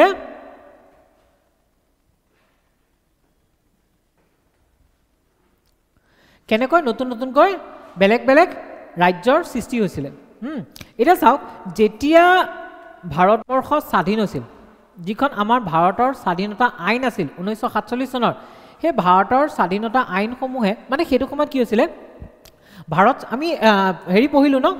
আমি আমাৰ কি পঢ়িলোঁ আমাৰ যি আপোনাৰ ভাগ 1 অনুচ্ছেদ 1 2 3 4 4টা পঢ়ি ল'লোঁ এতিয়া আমি ৰাজ্যবোৰ কেনেকৈ গঠন হৈছে এইটো বস্তু চাওঁ ঠিক আছে এতিয়া ভাৰত যেতিয়া স্বাধীন হৈছিলে ভাৰত স্বাধীন হোৱাৰ সময়ত ভাৰতত কমেও 565 মানে 565 ওচৰা ওচৰি কি আছিলে বেলেগ বেলেগ সৰু ডাঙৰ সব মিলি মানে ৰাজ্য আছিলে বেলেগ বেলেগ ৰাজ্য আছিলে আৰু সেই ৰাজ্যবোৰ যদি আজি থাকিলেহেঁতেন নহয় আৰু সেই ৰাজ্যবোৰ যদি আমি ভাৰতৰ লগত মিল নহ'লহেঁতেন নহয় আজি এনেকুৱা হ'লহেঁতেন আমাৰ ভাৰতবৰ্ষখন আমি ইয়াৰ পৰা যদি দিল্লী যাওঁ আমি বহুত কেইখন বেলেগ বেলেগ দেশৰ মাজেৰে পাৰ হৈ যাব লগা হ'লহেঁতেন প্ৰত্যেকখন দেশৰ কাৰণে আমি ভিজা ঠিক আছে ভিজা পাছপৰ্ট ল'ব লগা হ'লহেঁতেন বেলেগ বেলেগ দেশৰ মাজেৰে পাৰ হৈ পেলাই তাত পালোগৈহেঁতেন ভাৰতৰ ভিতৰতে বহুত সৰু বেলেগ বেলেগ ৰাজ্য থাকে দেশ থাকিলেহেঁতেন ৰাজ্য নহয় দেশ থাকিলেহেঁতেন হয়নে কিন্তু এই গোটেইবোৰ নহয় ইয়াৰে ভিতৰত 552টাহে মানে কি হৈছিলে আমাৰ লগত মিল হ'ল আমাৰ ভাৰতৰ লগত মিল হ'ল বাকীখিনি পাকিস্তানৰ ফালে আছিলে পাকিস্তানৰ লগত মিল হৈছে কিন্তু 552খন যে দেশ আমাৰ ভাৰতৰ ভিতৰত সোমালে তাৰ শ্ৰেয় কাক যায় মেইন শ্ৰেয় কাৰ কণ্ট্ৰিবিউশ্যনত কাৰ উদ্যোগেৰে এই কামখিনি সমাধা হ'ল চৰ্দাৰ বল্লভভাই পেটেলৰ উদ্যোগেৰে এইখিনি সমাধা হ'ল আৰু ভিপি মেনন মাউণ্ট বেটনৰ যিজন ছেক্ৰেটেৰী আছিল ভিপি মেনন আৰু আমাৰ চৰ্দাৰ বল্লভভাই পেটেল তেওঁলোকৰ উদ্যোগতে এইখিনি সক্ষম হ'ল এতিয়া চাওক কি হ'ল যেতিয়া ভাৰতৰ পৰা ব্ৰিটিছ গুচি গ'ল যোৱাৰ লগে লগে ভাৰতত যিমানখিনি ৰাজ্য আছিল সেই ৰাজ্যখিনিৰ সন্মুখত ব্ৰিটিছে 3টা প্ৰস্তাৱ দিলে হয় তোমালোকে ভাৰতত যোগদান কৰা নহ'লে তোমালোকে পাকিস্তানত যোগদান কৰা নহ'লে তোমালোক স্বাধীন হৈ থাকা কিছু ৰাজ্যই স্বাধীন হৈ থাকিব বিচাৰিলে যেনেকৈ কেৰেলাত যি ট্ৰাভানকোৰ আছিল ট্ৰাভানকোৰে বিচাৰিছিল ভোপালে বিচাৰিছিল স্বাধীন হৈ থাকিবলৈ জম্মু কাশ্মীৰে বিচাৰিছিল জুনাগড়ে বিচাৰিছিল আকৌ কাৰ লগত পাকিস্তানৰ লগত লগ হ'বলৈ হায়দৰাবাদে বিচাৰিছিল স্বাধীন হৈ থাকিবলৈ ঠিক আছে আমাৰ যি যোধপুৰ আছে যোধপুৰক আকৌ আমাৰ জিন্নাই কি ব্লেংক চেক দি দিছিল যোধপুৰৰ যিজন মহাৰাজাক আমাৰ মহম্মদ আলী জিন্নাই ব্লেংক চেক দি দিছিল যে যিমান তোমাৰ চৰ্ত আছে সেই চৰ্তত মানে ব্লেংক চেক নহয় ব্লেংক কাগজ দি দিছিল চাইন কৰি যে সেই কাগজত তুমি যিমান তোমাৰ চৰ্ত আছে চব চৰ্ত লিখি দিয়া চব মানি দিম কিন্তু তুমি ভাৰতত নহয় পাকিস্তানত সংলগ্ন হোৱা কিন্তু চৰ্দাৰ বল্লভভাই পেটেলে দাবী ধমকি দি পেলাই হনুমন্ত লাল সিং নে কিবা আছিল ৰাজজনৰ নাম তেখেতক কি কৰিলে মাইণ্ডটো চেঞ্জ কৰি পেলাই ভাৰতৰ লগত চামিল কৰালে ভাৰতৰ লগত মিলালে সো ব্ৰিটিছে কি অপশ্যন দিছিল আমাৰ ৰজাসকলক যে হয় ভাৰতৰ লগত যোগদান কৰা নহয় পাকিস্তানৰ লগত যোগদান কৰা নহয় স্বাধীন হৈ থকা আৰু সেইটো কাৰণে বহুতে কি স্বাধীন হৈ থাকিব বিচাৰিছিল হয়নে আৰু সেইটো সময়ত ভাৰতত বিশেষকৈ ব্ৰিটিছৰ প্ৰদেশ আছিলে প্ৰভিন্সেছ বুলি যাক কওঁ আৰু ৰজাৰ ৰাজ্যসমূহ আছিলে এতিয়া ব্ৰিটিছ প্ৰভিন্সেছবিলাকতো ভাৰতৰ অংশ হৈ যাব কাৰণ ব্ৰিটিছ গুচি যোৱাৰ পিছত কিন্তু ৰজাসমূহৰ ৰাজ্যসমূহ কি হ'ব হয় নাই সো মই কি কৈছিলোঁ আপোনালোকক যে আমাৰ টোটেল কিমান আছিল 565 ওচৰা ওচৰি কি আছিলে দেশ আছিলে ৰজাৰ দেশ আছিলে আৰু তাৰে ভিতৰত 552খন কি হৈছে ভাৰতৰ লগত লাগি গৈছিলে কিন্তু প্ৰথমতে 552খন নহয় 549খন সোমাই গৈছিলে কিন্তু তিনিখনে বহুত দিগদাৰ কৰিলে এখন হৈছে আপোনাৰ জম্মু কাশ্মীৰ 2 নম্বৰতে আছে হায়দৰাবাদ 3 নম্বৰত আছে জুনাগড় আমি পিছৰ ভিডিঅ'ত পঢ়িম একচুৱেলি এইখিনি পলিটিতকৈ আপোনাৰ যি পোষ্ট ইণ্ডিপেণ্ডেঞ্চ হিষ্ট্ৰী থাকে মানে আমাৰ স্বাধীন হোৱাৰ পূৰ্বত্তৰ কালৰ যি ইতিহাস সেই ইতিহাসৰ পাৰ্ট হয় কিন্তু আমি যিহেতু সেইখিনি সময়ত কনষ্টিটিউশ্যন আহি গ'ল কনষ্টিটিউশ্যন আমাৰ গৃহীত হ'ল কিন্তু কাৰ্যকৰী হোৱা নাই কিন্তু গৃহীত হ'ল 1950 চনত কাৰ্যকৰী হৈছিল সো 1947ৰ পিছতেই তোমাৰ 49ত আপোনাৰ কনষ্টিটিউশ্যন গৃহীত হ'ল তাৰ পিছতে এই গোটেইখিনি কনষ্টিটিউশ্যনখিনি সময়তে পঢ়াৰ কাৰণে আমি পঢ়িব লাগিব তাৰ পিছতহে আমি গম পাওঁ যেনেকৈ কেনেকৈ বেলেগ যেনেকৈ ধাৰ কমিশ্যন আহিব বা JVP কমিশ্যন আহিব বা ফজল আলী কমিশ্যন আহিব বা চাহ কমিশ্যন আহিব এই কমিশ্যনবোৰ কেনেকৈ আহিল কিহৰ কাৰণে হ'ল সেই কমিশ্যনবোৰ যেনেকৈ আমাৰ এই যিবিলাক ৰাজ্যসমূহৰ লগত ডিছপিউট থাকে ৰাজ্য গঠন কৰাৰ সময়ত যিবিলাক মানে বিবাদ থাকে সেই বিবাদবোৰ নিষ্পত্তি কৰিবৰ কাৰণে সেই আয়োগবোৰ গঠন কৰা হৈছিলে সেই গোটেইখিনি তেতিয়া বুজা পাব হ'ল এতিয়া মই কি ক'লোঁ যে 549খন ৰাজ্য মানে দেশ কি হ'ল ভাৰতৰ লগত চামিল হ'ল লগ হ'ল কিন্তু তিনিখনে বহুত দিগদাৰ কৰিলে হায়দৰাবাদ জম্মু কাশ্মীৰ আৰু জুনাগড় এনেকুৱা কুৱেশ্যন এটা আহিছিলে দেই পুলিচ একশ্যন কিবা এনেকুৱা এটা মিলাব দিছিলে মোৰ এতিয়া মনত পৰা যেন লাগিছে মিলাব দিছিলে প্ৰিলিমছত আহিছিলে যে আপোনাৰ পুলিচ একশ্যন হায়দৰাবাদ জম্মু কাশ্মীৰ এনেকৈ 3টা অপশ্যন দি আছিল সিফালে 3টা অপশ্যন দি আছিল কেনেকৈ মিলাইছিল এইখিনি বুজাম বাৰু মই এতিয়া চাওক তেওঁলোকে প্ৰথমে ভাৰতত যোগদান কৰিবলৈ অস্বীকাৰ কৰিলে কিন্তু পিছত কি কৰিলে বলপূৰ্বকভাৱে তেওঁলোকক ভাৰতত যোগদান কৰা হ'ল যেনেকৈ জুনাগড়ৰ যিজন আপোনাৰ নৱাব আছিলে সেই নৱাবজনেতো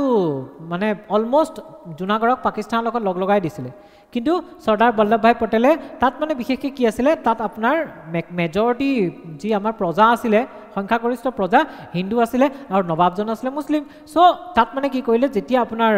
প্লেবিচাইড কৰিলে গণভোট কৰিলে তেতিয়া চবেই কি কৰিলে ভাৰতৰ লগত থাকিবলৈ বিচাৰিলে আৰু সেইটো কাৰণে জুনাগড়খন ভাৰতৰ লগত আহিলে তাৰপিছত আপোনাৰ কি হ'ল যে হায়দৰাবাদৰ নিজামে একদম লাষ্ট পৰ্যায়লৈকে আপোনাৰ কি কৰিছিল ভাৰতৰ লগত সামিল হোৱাৰ পৰা অমান্তি হৈছিল লাষ্টতকৈ অপাৰেশ্যন প'ল'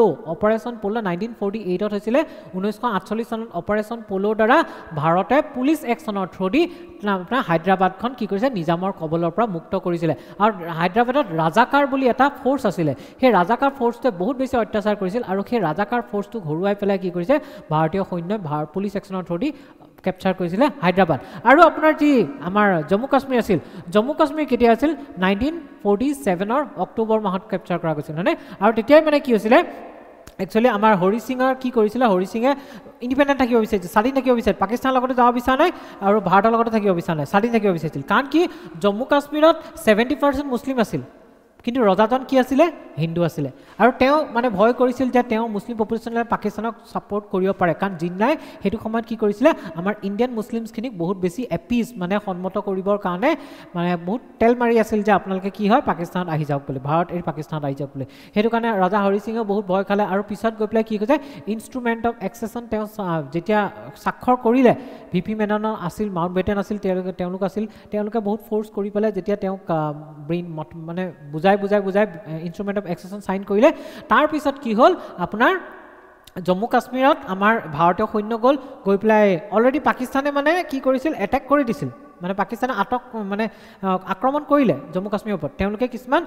তাৰ পাঠানী মানুহক মানে তেওঁলোকৰ পাঠান যিটো নৰ্থ ৱেষ্ট ফ্ৰণ্টিয়াৰ ৰিজন বুলি কয় তাৰ পৰা কিছুমান আপোনাৰ কবিলা টাইপ মানুহক কি হাথিয়াৰ দি পেলাই গান চান পিষ্টল দি পেলাই বন্দুক চন্দুক দি পঠিয়াই দিলে সিহঁতি ক্ৰমান্বয়ে আহি একদম শ্ৰীনগৰৰ ওচৰা-ওচৰি পাই গ'লহি তেনেস্থলত ভাৰতীয় সৈন্য গৈ পেলাই সিহঁতক আকৌ পিছলৈ খেদিলে কিন্তু যিখিনি অঞ্চল খেদিব নোৱাৰিলে সেইখিনিয়ে আজি কি হৈ ৰ'ল পিঅ'কে আৰু আজাদ কাশ্মীৰ হৈ গ'ল বুজি পালে হ'ল আৰু সেইটো সময়ত সেই যেতিয়া আমাৰ সংবিধান বনোৱা গৈছিলে সংবিধানৰ পিছতে মানে সেইটো সময়ত আমাৰ ভাৰতত টোটেল ৰাজ্য কেইখন আছিল জানে টোটেল ৰাজ্য আছিলে 29খন মানে ভাৰতৰ গোটেই ৰাজ্যবিলাকক 4টা ভাগত ভাগ কৰা আছিল পাৰ্ট এ পাৰ্ট বি পাৰ্ট চি আৰু পাৰ্ট ডি পাৰ্ট এত 9খন আছিল পাৰ্ট বিত 9খন আছিল পাৰ্ট চিত 10খন আছিল আৰু পাৰ্ট ডিত এখন আছিল আৰু গোটেইকেইখন মিলাই পেলাই কেইখন আছিলে 29খন আছিলে হৈছে এতিয়া চাওক এই 29খনৰ কি আছিলে পাৰ্ট এত কোনবোৰ আছিলে পাৰ্ট এত 9খন আছিলে কোন 9খন আছিলে পূৰ্বৰ ৰাজ্যপালৰ মানে প্ৰদেশবিলাক আছিল ঠিক আছে গভৰ্নেন্স প্ৰভিন্স বুলি যে কয় গভৰ্ণৰৰ প্ৰভিন্সবিলাক ব্ৰিটিছৰ আণ্ডাৰত গভৰ্ণৰৰ যিবিলাক প্ৰভিন্স আছিল ৰাজ্যপালৰ প্ৰভিন্সবিলাক প্ৰদেশবিলাক সেইবিলাক আছিল আপোনাৰ কি আছিলে পাৰ্ট এত আছিল ইয়াত উদাহৰণস্বৰূপে লিখিব পাৰে অসমৰ কথা লিখিব পাৰে অসম আছিল বিহাৰৰ কথা লিখিব পাৰে বিহাৰ আছিল ঠিক আছে বম্বে কথা লিখিব পাৰে বম্বে আগতেতো বম্বে বুলি আছিল ন গুজৰাট আৰু আগতে মহাৰাষ্ট্ৰ আছিল না বম্বে আছিল ন যেনেকৈ গুজৰাট আৰু কি আছিল মহাৰাষ্ট্ৰ মিলি পেলাই বম্বে আছিল চ' বম্বে এই তিনিখনৰ এক্সাম্পল দিব পাৰে উদাহৰণ তাৰপিছত আছে অংশ বি যিখিনি বি অংশৰ ৰাজ্য আছিলে বি অংশৰ ৰাজ্যখিনিত কিনখিনি পৰিছিল সেইবোৰ সমান্ত ৰাজ্য মানে হৈছে ধৰি লওক হেৰি কথা কোৱা গৈছে ইয়াত যিবোৰ ৰজাৰ ৰাজ্য যিবিলাক ৰাজ্যৰ ৰজা আছিল কিন্তু ৰজাৰ লগতে তাত আকৌ আপোনাৰ বিধান মণ্ডল আছিল যেনেকৈ তাত কি আছিলে বিধান মণ্ডল মানে তাত কি আছিলে লেজিসলেটিভ এছেম্বলি আছিল যোনে আইন কানুন নীতি নিয়ম বনাব পাৰে তাত ৰজাও আছিল লেজিসলেটিভ এছেম্বলি আছিল যেনেকৈ আজিকালি আমাৰ পণ্ডিচেৰী কথা ক'ব পাৰি দিল্লী কথা ক'ব পাৰি জম্মু কাশ্মীৰৰ কথা ক'ব পাৰি জম্মু কাশ্মীৰত কি হৈছে জম্মু কাশ্মীৰ ইউনিয়ন টেৰিটৰী হয় কেন্দ্ৰীয় শাসিত অঞ্চল হয় কিন্তু তাত কি আছে তাত আপোনাৰ বিধানমণ্ডলো আছে যেনেকৈ পুডুচেৰী বা আমাৰ যি দিল্লী আছে তেওঁ আপোনাৰ কেন্দ্ৰীয় শাসিত অঞ্চললৈও তাত কি আছে বিধানমণ্ডল আছে ঠিক তেনেদৰে যিবিলাক ৰাজ্য সেইটো সময়ত ৰজাৰ ৰাজ্য বা দেশ আছিল বুলি ক'ব সেইবিলাক কি আছে ৰজাৰ আণ্ডাৰত আছিল আৰু তাত তেওঁলোকৰ বিধানমণ্ডল বা ৰুল বনোৱাৰ কাৰণে লেজিসলেচাৰ আছিল সিহঁতক কি বুলি কোৱা হৈছিল সিহঁতক অংশ বিট ৰাখা গৈছিলে আৰু ইয়াৰ ভিতৰত যদি চাব যায় তেতিয়া আছে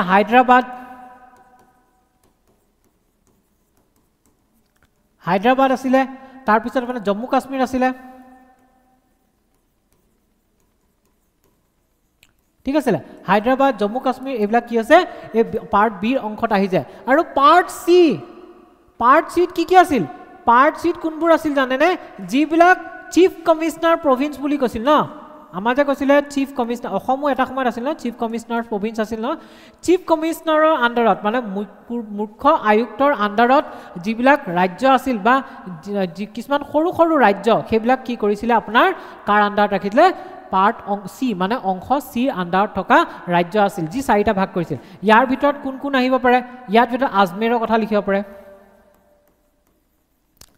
ভোপালৰ কথা লিখিব পাৰে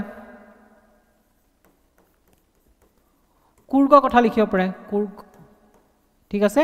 এইবিলাক কি হৈছে আপোনাৰ পাৰ্ট চি অংশ চিৰ ভিতৰত পৰিছিল আৰু পাৰ্ট ডি অংশ ডিত এখনে আছিল সেইখনে আছে আন্দামান আৰু নিকোবৰ দ্বীপপুঞ্জ ক্লিয়াৰ এনেকৈ কি আছিলে চাৰিটা ভাগত বিভক্ত কৰা হৈছিলে সো এই ভাগকিটা কিন্তু মনত ৰাখিব লাগে আৰু আপোনালোকে কি কৰিব এবাৰ কিতাপত বা নোটছত সেই ভাগকিটা এবাৰ চাই ল'ব ঠিক আছে ভাগকিটাত কি দেশৰ কি ৰাজ্য আছিল সেই ৰাজ্যখিনি মনত ৰাখি ল'ব তাৰ পিছত আহিল ধৰ কমিশন যাক কোৱা হয় এছ.কে. ধৰ কমিশন ঠিক আছে এছ.কে. ধৰ কমিশন কিয় আহিব লগা হ'ল একচুৱেলি কি হ'ল সেইটো সময়ত যেতিয়া ভাৰত স্বাধীন হোৱাৰ আগত এটা ইণ্টাৰেষ্টিং ঘটনা হৈছিল মানে যেতিয়া লাষ্টৰ ফালে ভাৰতৰ স্বাধীনতা আন্দোলনৰ লাষ্টৰ ফালে কংগ্ৰেছে মানে আমাৰ জনসাধাৰণ আছিল জনসাধাৰণক এনেকুৱাকৈ প্ৰলোভন দিছিল যে কি হয় আমি যদি স্বাধীন হওঁ ব্ৰিটিছ যদি যায় আমাৰ হাতলৈ ক্ষমতা আহে তেতিয়াহ'লে আমি কি কৰিম আপোনালোকৰ ভাষাৰ ওপৰত ভিত্তি কৰি আপোনালোকক সেপাৰেটকৈ বেলেগকৈ অঞ্চল দি দিম যাতে আপোনালোকে নিজে বিকাশ হ'ব পাৰে ডেভেলপমেণ্ট হ'ব পাৰে আৰু তেনেকুৱাকৈ কি হৈছে সেই মানুহবিলাকক প্ৰলোভন দিলে কিন্তু যেতিয়া ভাৰত স্বাধীন হোৱাৰ পিছত কি হ'ল ভাৰত স্বাধীন হোৱাৰ পিছত চবেই এইটো দাবী কৰিব লাগে যে আমাক কি লাগিব এতিয়া ভাষাৰ ভিত্তিত ৰাজ্য লাগিব ঠিক আছে আমি ভাষাৰ ভিত্তিত ৰাজ্য লাগিব যেনেকৈ আমি অসমীয়া বেলেগ ভাষা মানে ৰাজ্য এখন লাগিব বড়ো কাৰণে বড়োলেণ্ড লাগিব কাৰ্বিসকলৰ কাৰণে কাৰ্বিলেণ্ড লাগিব যেনেকৈ বেলেগ ভাষাৰ কাৰণে কি লাগিব ৰাজ্য লাগিব সেইটো এটা চবে দাবী কৰিব ধৰিলে এইটো দাবী বাৰু আমাৰ ইয়াত কম হয় কিন্তু সাউথ ইণ্ডিয়া বা দক্ষিণ ভাৰতত যদি যায় বহুত বেছি পাব দক্ষিণ ভাৰতত বহুত সৰু ভাষা আছে ঠিক আছে সেই ভাষাবিলাকৰ যদি চবেই দাবী কৰিব যায় নহয় তেতিয়াহ'লে গোটেই কৰ্ণাটকা তামিলনাডু মানে চববিলাক কি হ'ব ভাগাভাগি যাব হৈছে এতিয়া কি আছে তাৰ পিছত গভৰ্ণমেণ্টে কি কৰিলে 1948 চনৰ জুন মাহত এইবিলাক বস্তু মনত ৰাখিব কেতিয়া গঠন হৈছিলে 1948 চনৰ জুন মাহত গঠন হৈছিলে ঠিক আছে 1948 চনৰ জুন মাহত গঠন হৈছিলে কি গঠন কৰিছিলে ধৰ কমিশন গঠন কৰিছিলে ধৰ আয়োগ এছ.কে. ধৰৰ নেতৃত্বত ধৰ আয়োগ গঠন কৰিছিলে আৰু এই ধৰ আয়োগৰ মেইন উদ্দেশ্য কি আছিল কিহৰ কাৰণে গঠন কৰিছিলে যে ধৰ আয়োগে কি কৰিব যে ভাৰতত ভাষাৰ ভিত্তিত ৰাজ্য বনাব পাৰিনে ৰাজ্য গঠন কৰিব পাৰিনে কিমান দূৰ এইটো আপোনাৰ ফলপ্ৰসূ হ'ব বা যদি ভাষাৰ ভিত্তিত তেনেকুৱা ৰাজ্য বনায় তেতিয়াহ'লে আমাৰ ভৱিষ্যতে কিবা সমস্যাৰ সৃষ্টি হ'ব পাৰে নেকি এই গোটেইখিনি কি বস্তু তেওঁলোকে অধ্যয়ন কৰি পেলাই ডিচেম্বৰ 1948 চনত তেওঁলোকৰ যিখন অধ্যয়নৰ ৰিপৰ্ট আছিল সেইখন কি কৰিছিলে সাবমিট কৰিছিলে জমা দিছিলে ঠিক আছে কিন্তু তেওঁলোকে কি কৈছিল জানেনে তেওঁলোকে কিন্তু ভাষাৰ ভিত্তিত কোনো ৰাজ্য বনোৱাৰ কথা পোষকতা কৰা নাছিল তেওঁলোকে কৈছিল যে ভাষাৰ ভিত্তিত কোনো ধৰণৰ ৰাজ্য বনাব নালাগে ভাষাৰ পৰিৱৰ্তে দেখিছেনে ভাষাৰ ভিত্তিত কোনো ধৰণৰ ৰাজ্য বনাব নালাগে কিহৰ ভিত্তিত বনাওক যাতে প্ৰশাসনিক সুবিধা হয় এনেকুৱা ৰাজ্য বেলে বনাব পাৰে যে আমি ৰাজ্য বনাব পাৰোঁ ঠিক আছে আমি ৰাজ্য বনাব পাৰোঁ কিন্তু ৰাজ্যবিলাক কি হ'ব লাগে প্ৰশাসনিক সুবিধাৰ নিৰ্ণয়েৰে বনাব লাগে যাতে প্ৰশাসনিক সুবিধাৰ বাবে আমাক কি হয় সহজ হয়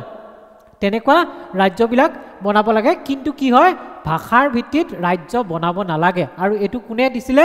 এই ৰিকমেণ্ডেশ্যনটো এই মানে আপোনাৰ এই মানে ধৰি লওক যিখন তেওঁলোকে ৰিপৰ্ট ছাবমিট কৰিলে সেই বা জমা দিলে সেই ৰিপৰ্টখনৰ মতে তেওঁলোকে কি উপদেশ দিছিল বুলি ক'ব পাৰি যে কি কৰিব নালাগে আমি ভাষাৰ ভিত্তিত কোনো ধৰণৰ ৰাজ্য বনাব নালাগে আৰু কিহৰ ভিত্তিত বনাব লাগে প্ৰশাসনিক সুবিধাৰ কাৰণে বনাব লাগে এইটো বস্তু মনত ৰাখিব ঠিক আছে এতিয়া ধৰ কমিশ্যনটো কেনচেল হ'ল কাৰণ ধৰ কমিশ্যন কিহৰ কাৰণে কেনচেল হ'ল যে ধৰ কমিশ্যনে সেইটো যদি ৰিপৰ্টটো দিলে তেওঁলোকেতো ক'লে যে আমি ভাষাৰ ভিত্তিত নালাগে বনাব আৰু এতিয়া চবেই কিন্তু কিহৰ ওপৰত ডিমাণ্ড কৰি আছে দাবী কৰি আছে ভাষাৰ ভিত্তিতে দাবী কৰি আছে এতিয়া ভাৰতৰ আমাৰ চৰকাৰে গম পালে যে চবেইতো ভাষা ভিত্তিত দাবী কৰি আছে এতিয়া কি হ'ল ভাষা ভিত্তিত দাবী কৰি থাকোঁতে ধৰ কমিশ্যন বনালোঁ ধৰ কমিশ্যনে ডাইৰেক্ট আহি পেলাই কৈ দিলে যে ভাষা ভিত্তিত নালাগে প্ৰশাসনিক সুবিধাৰ কাৰণে বনাওক প্ৰব্লেম হৈ যাব সমস্যাৰ সৃষ্টি হ'ব এতিয়া মানুহবিলাকক কি বুলি ক'ব কেনেকৈ শান্ত কৰিব কাৰণ সেইটো সময়ত যি আমাৰ দক্ষিণ ভাৰত আছিল দক্ষিণ ভাৰতত বহুতখিনি কি হৈছিল মানুহবিলাকে আপোনাৰ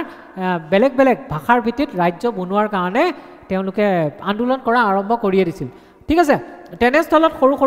তেনেস্থলত তেওঁলোকে আৰু এখন আয়োগ বনালে সেই আয়োগখনৰ নাম হৈছে JVP আয়োগ ঠিক আছে JVP জৱাহৰলাল নেহৰু বল্লভভাই পেটেল এণ্ড কি পট্টভি সীতাৰামাইয়া এই তিনিওজন আছিল কেতিয়াবা যদি কুৱেশ্যন এনেকৈ বনাই দিয়ে কুৱেশ্যনটো আমি তেনেকৈ বিভিন্ন ধৰণৰ কুৱেশ্যন বনাওঁ কাইলৈ এতিয়া গম পাব মই কেনেকুৱা কুৱেশ্যন বনাওঁ ঠিক আছে এতিয়া চাওক যিবিলাক কুৱেশ্যন ধৰি লওক কি হৈছে আমি কুৱেশ্যন বনাওঁতে যদি এনেকৈ দি দিয়ে যে জৱাহৰলাল নেহৰু দিলে বল্লভভাই পেটেল দিলে কিন্তু পট্টভি সীতাৰামাইয়া নামটো বেলেগ পি আখৰে বেলেগ নামত দি দিলে কি হ'ব কনফিউজ হ'ব যাৰ মনত নাই তাৰ অপশ্যনটো ভুল হ'ব লাষ্টত গৈ কি হ'ব কুৱেশ্যনটো ভুল হ'ব তাৰপিছত কি হ'ব ফিলিম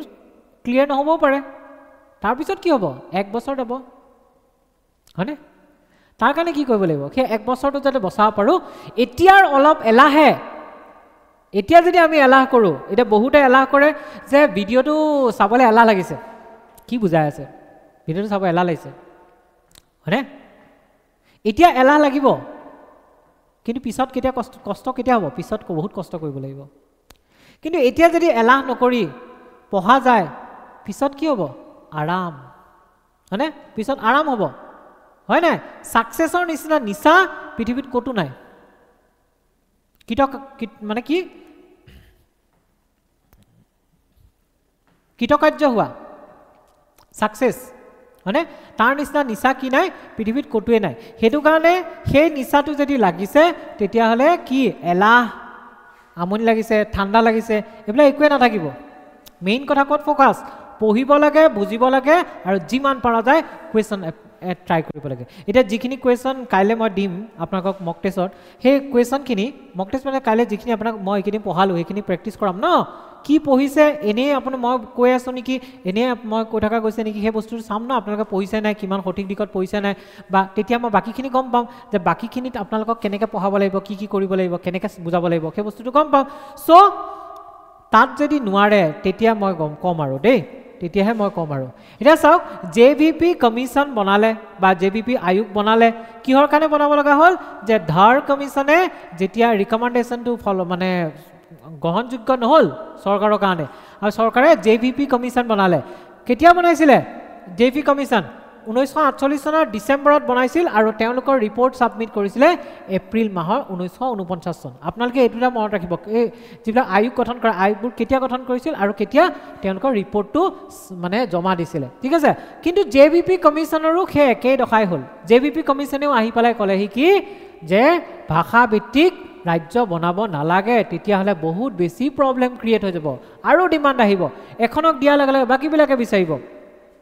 ঠিক আছে এতিয়া অসমতে ভাবি চাওক অসমতে যদি ভাষা ভিত্তিক আমি ৰাজ্য দিবলৈ যাওঁ কিমান ভাগ হৈ যাব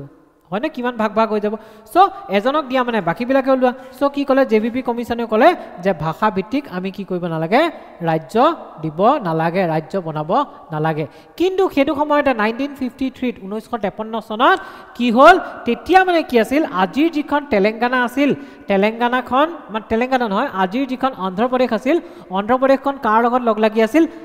তামিলনাডুৰ লগত লগ লাগি আছিল আৰু তাক কি বুলি কোৱা আছিল মাদ্ৰাছ বুলি কোৱা আছিল ঠিক আছে এনেকৈ আছে ন ভাৰতখন এইখিনি তামিলনাডু ন এনেকুৱাকৈ লগ লাগি আছিল ইয়াক কি বুলি কোৱা আছিল মাদ্ৰাছ বুলি কোৱা আছিল মাদ্ৰাছ বুলি যিহেতু কোৱা আছিল ইয়াত তোমাৰ ইয়াত কি আছিলে তেলেগু স্পিকিং তেলেগু ভাষা কোৱা মানুহখিনিও আছিলে তামিল ভাষা কোৱা মানুহখিনিও আছিল কিন্তু এটা তেলেগু ভাষা কোৱা মানুহখিনিয়ে কৈছে যে আমি তামিল ভাষা কোৱা মানুহখিনিৰ লগত নাথাকো তেলেগু আৰু তামিল বহুত ডিফাৰেন্ট আছে আমি বুজি নাপাওঁ কাৰণে এনেকুৱা লাগে যে একে ভাষাই বুলি একে কৈ আছে না বহুত ডিফাৰেন্স আছে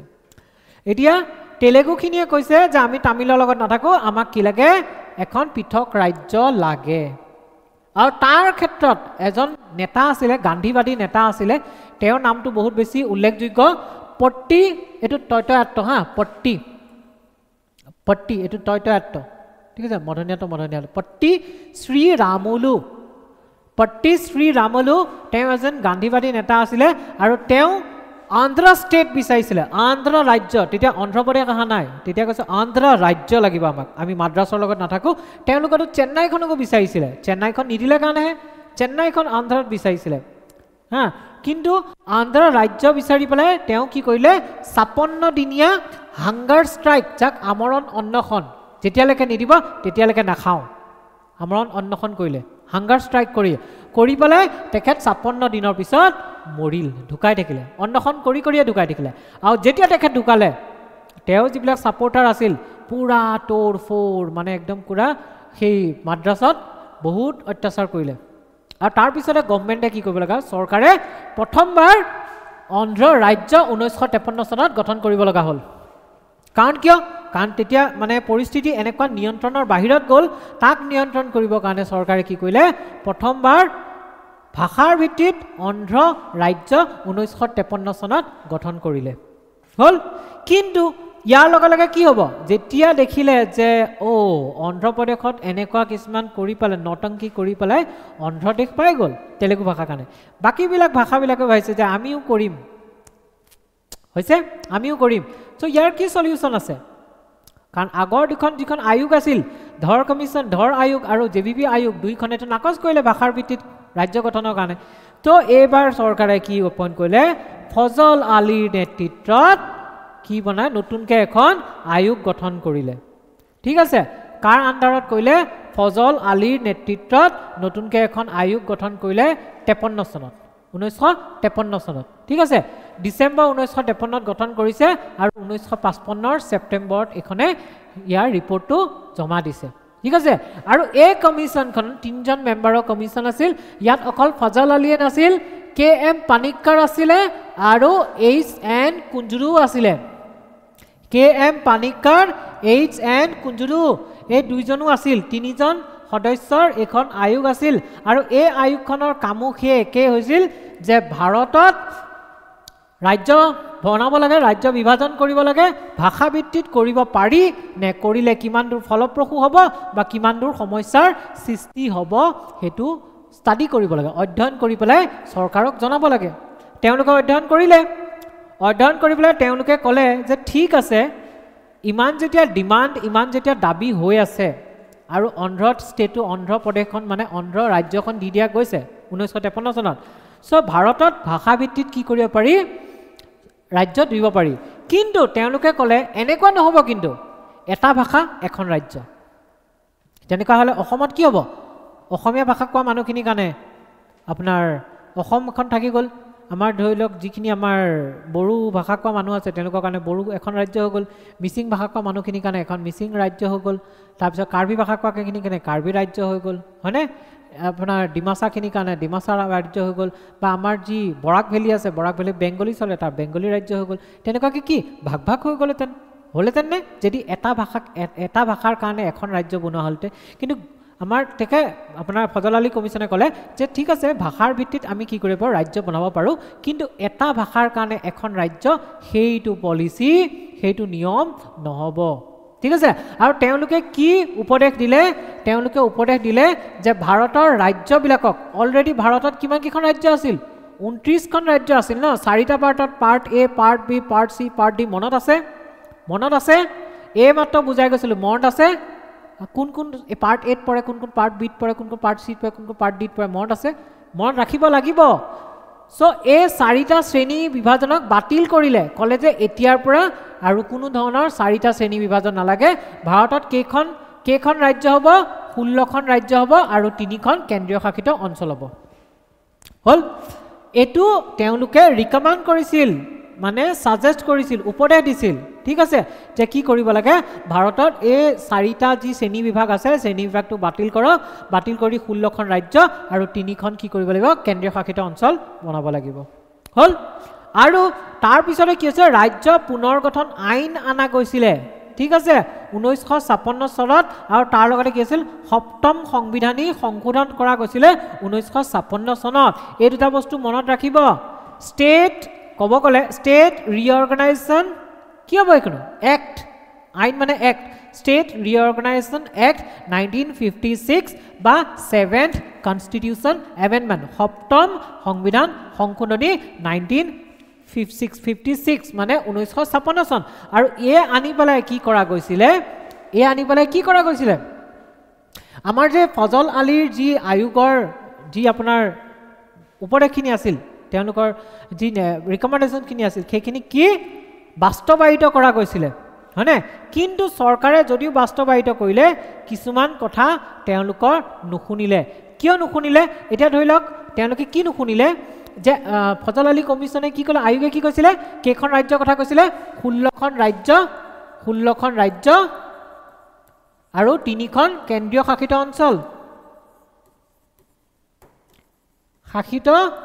অঞ্চল কিন্তু আমাৰ হেৰিয়ে কি কৰিলে গভৰ্ণমেণ্টে কি কৰিলে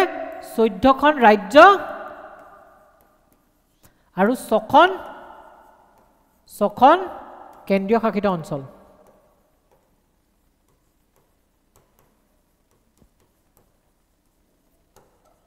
14খন ৰাজ্য আৰু 6খন কেন্দ্ৰীয় শাসিত অঞ্চল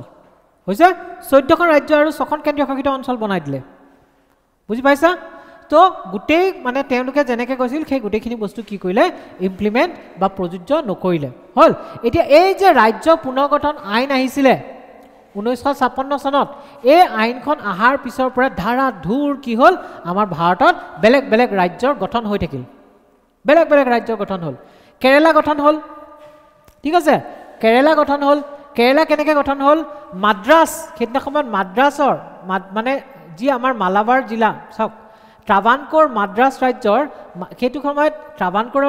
ইয়াত কি যুগ হৈছিল ট্ৰাভানকোৰ যুগ হৈছিল মাদ্ৰাছ ৰাজ্যৰ মালাবাৰ যুগ হৈছিলে আৰু কোচিন ঠিক আছে দক্ষিণ কানাড়াৰ কাছাৰগোড এইকেইটা লগ হৈ পেলাই কি হৈছিলে কেৰালাখন গঠন কৰা হ'ল আজি যিখন কেৰালা সেইখন গঠন কৰা হ'ল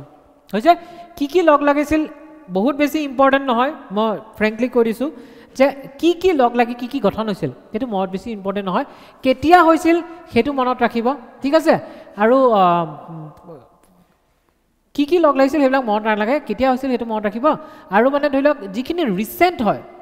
মানে খুব বেছি পুৰণা নহয় সেইখিনি বস্তু মনত ৰাখিব তাৰপিছত কি আছিলে অন্ধ্ৰপ্ৰদেশ গঠন হ'ল আগতে অন্ধ্ৰ ৰাজ্য গঠন হৈছিল এটা অন্ধ্ৰপ্ৰদেশ গঠন হ'ল কেনেকৈ যি আগৰ অন্ধ্ৰ ৰাজ্য আছিলে তাৰ লগত হায়দৰাবাদতো তেলেগু কয় ন চ' হায়দৰাবাদ আৰু অন্ধ্ৰ ৰাজ্য দুইটাকে মিলাই পেলাই অন্ধ্ৰপ্ৰদেশ গঠন হ'ল এতিয়া চাওক আগতে আমি কৈ আছিলোঁ যে কি কৈছিলোঁ যে আমাৰ অনুচ্ছেদ 3ত এইটো আছিল ন যে দুখন ৰাজ্যক মাৰ্জ কৰি দিব পাৰি যেনেকৈ হায়দৰাবাদক কাৰ লগত মাৰ্জ কৰি দিলে অন্ধ্ৰ ৰাজ্যৰ লগত কৰি পেলাই কি বনালে অন্ধ্ৰপ্ৰদেশ বনালে হয়নে তাৰপিছত মধ্য ভাৰত নামৰ ৰাজ্য এখন আছিল বিন্ধ্য প্ৰদেশ নামৰ ৰাজ্য এখন আছিল ভূপাল নামৰ ৰাজ্য এখন আছিল এই তিনিখনক লগ লগাই কি কৰিলে মধ্য প্ৰদেশ বনালে আজি যি মধ্য প্ৰদেশ তাত কি আছে ভূপাল বিন্ধ্য প্ৰদেশ আৰু মধ্য ভাৰত এই তিনিখন লগ লাগি বনালে তাৰপিছত সৌৰাষ্ট্ৰ গুজৰাটত আছে সৌৰাষ্ট্ৰ তাৰপিছত গুজৰাটত সৌৰাষ্ট্ৰ আছে আৰু কচ্ছ আছে কচ্ছ এই দুটা কিহত কৰিলে বম্বে ৰাজ্যত কৰিলে পিছত গৈ পেলাই বম্বে ৰাজ্যক দুভাগ কৰি পেলাই এভাগ মহাৰাষ্ট্ৰ হৈ গ'ল এভাগ কি হৈ গ'ল গুজৰাট হৈ গ'ল হ'ল তাৰপিছত কুৰ্গ ৰাজ্য মহীশূৰ ৰাজ্য পাটিয়ালা আৰু পূব পাঞ্জাব লগ লাগি পেলাই কি কৰিছিলে পাঞ্জাব ৰাজ্য বনাইছিলে পাঞ্জাব ৰাজ্য বহুত ডাঙৰ আছিল তেতিয়া কাৰণ পিছত পাঞ্জাব ভাগ পেলাই বৰ্তমানৰ পাঞ্জাব হাৰিয়ানা হিমাচল হৈ গৈছে ন চ' তেতিয়া আপোনাৰ কি আছিলে কুৰ্গ মহীশূৰ পাটিয়ালা পূব পাঞ্জাব এইখিনি লগ লাগি পেলাই কি আছিলে পাঞ্জাব ৰাজ্য হৈ গৈছিলে হ'ল তাৰপিছত আজমেৰ ৰাজ্য কাৰ ভিতৰত সোমাই দিছিলে ৰাজস্থানৰ ভিতৰত সোমাই দিছিলে তেনেকৈ কি কৰিছিলে 14খন ৰাজ্য আৰু 6খন কেন্দ্ৰীয় শাসিত অঞ্চল আৰু 6খন কেন্দ্ৰীয় শাসিত অঞ্চলৰ ভিতৰত আমাৰ মণিপুৰ আৰু ত্ৰিপুৰাও আছিল হ'ল তাৰ পিছত চাওক তদুপৰি ই মাদ্ৰাজ ৰাজ্যৰ পৰা পৃথক হোৱা অঞ্চলৰ পৰা লাক্ষাদ্বীপ মিনিকয় আৰু আমানদ্বীপী দ্বীপপুঞ্জৰ নতুন কেন্দ্ৰীয় শাসিত অঞ্চল সৃষ্টি কৰিছিল মাদ্ৰাজৰ অঞ্চল আছিল ন এইকেইটা মাদ্ৰাজৰ পৰা কাৰণ কি আছিলে মাদ্ৰাজৰ অঞ্চল লৈছিল লৈ পেলাই কি বনাইছে কেৰালাখন বনালে সো যি আজিৰ কি লাক্ষাদ্বীপ আছে লাক্ষাদ্বীপক কি দ্বীপৰ সমাহাৰ হয় আমিনদ্বীপী লাক্ষাদ্বীপ আৰু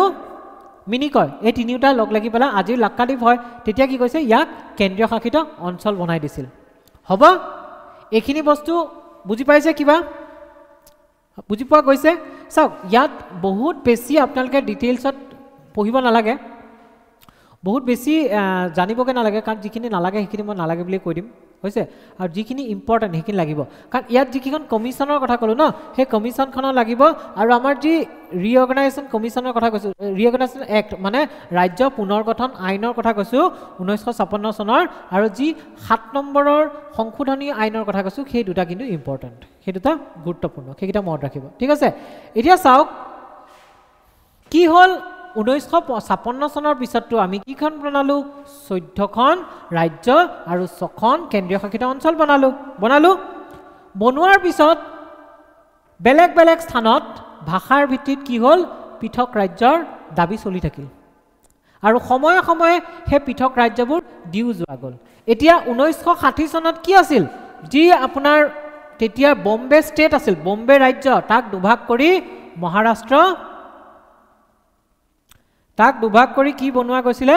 মহাৰাষ্ট্ৰ আৰু গুজৰাট বনোৱা গৈছিলে গুজৰাটী ভাষা কোৱা মানুহ হলে গুজৰাট মহাৰাষ্ট্ৰৰ ভাষা কোৱা মানুহ হলে মহাৰাষ্ট্ৰ ঠিক আছে বনোৱা গৈছিলে তাৰ পিছত আহিল দাদৰা এণ্ড নগৰ হাভেলী চাওক দাদৰা এণ্ড নগৰ হাভেলী কি হৈছিলে আপোনাৰ ভাৰতবৰ্ষৰ অধীনলৈ কেতিয়াৰ পৰা আহিছিল 1954 চনৰ পৰা আহিছিল কিন্তু তাৰ পিছৰ পৰাই তাৰে স্থানীয় মানুহ এজনক এডমিনিষ্ট্ৰেটৰ শাসক হিচাপে ৰাখা গৈছিল ঠিক আছে কিন্তু 1961 চনত 61ত দশম সংবিধান সংশোধনী আইন অনুসৰি এখন কি হৈ গৈছিলে ভাৰতৰ কেন্দ্ৰীয় শাসিত অঞ্চল হৈ গৈছিলে কেতিয়া হৈছিলে 1961 চনত এখন ভাৰতৰ কেন্দ্ৰীয় শাসিত অঞ্চল হৈ গৈছিলে তাৰ পিছত আহিলে গোৱা দমন and due Goa Daman and ডিউ এই কিখনো কি হৈছিলে পৰ্তুগীজৰ অংশ আছিলে আৰু তেতিয়া গৈ পেলাই তাৰমানে কি হৈছিল আপোনালোকে চাব যে এই অঞ্চলবিলাকত আমাৰ স্বাধীনতা হৈ যোৱাৰ পিছতো তাত স্বাধীনতা আন্দোলন চলি আছিল সিহঁতি পৰ্তুগীজৰ পৰা স্বাধীনতা বিচাৰিছিল সো গোৱা দমন এণ্ড ডিউ কি হৈছিলে আপোনাৰ 1961 মানে 1961 চনত দ্বাদশ সংবিধান সংশোধনী আইনৰ দ্বাৰা ইহঁতক কেন্দ্ৰীয় শাসিত অঞ্চল হিচাপে ঘোষণা কৰিছিল হল তাৰ পিছত গৈ পেলাই গোৱাক পিছত গৈ কি কৈছে ৰাজ্য হিচাপে বনাই লৈছিল হা 1987 এটো 1987 ঠিক আছে 1987 1987 কি কৈছে ইয়াক ৰাজ্য হিচাপে গোৱাক বনাই লৈছিল হয়নে সেইটো সময়ত অৰুণাচলো হৈছিল মিজোৰামো হৈছিল মিজোৰাম অৰুণাচল আৰু গোৱা একেলগে কি আছিল প্ৰথম কি আছিল গোৱা 1962 চনত গোৱা কি আছিল কেন্দ্ৰীয় শাসিত অঞ্চল আছিল তাৰ পৰা গৈ পেলাই কি হ'ল 1997 চনত এখন ৰাজ্য হৈ গ'ল তাৰপিছত পুডুচেৰী বা পণ্ডিচেৰী ঠিক আছে পুডুচেৰীত চাৰিটা পাৰ্ট আছে পুডুচেৰী আছে কাৰাইকাল আছে মাহে আছে ইয়ানাম আছে এতিয়া এনেকুৱা ধৰণৰ কুৱেশ্যন আহিব পাৰে চাওক মই এনেকৈ লিখিলোঁ এটা কুৱেশ্যন বনাই দিওঁ কুৱেশ্যনটো এইটো যে ইয়াত এটা কুৱেশ্যন বনাই দিওঁ ইয়াত যদি মই এনেকৈ কওঁ যে পুডুচেৰী কি আছিলে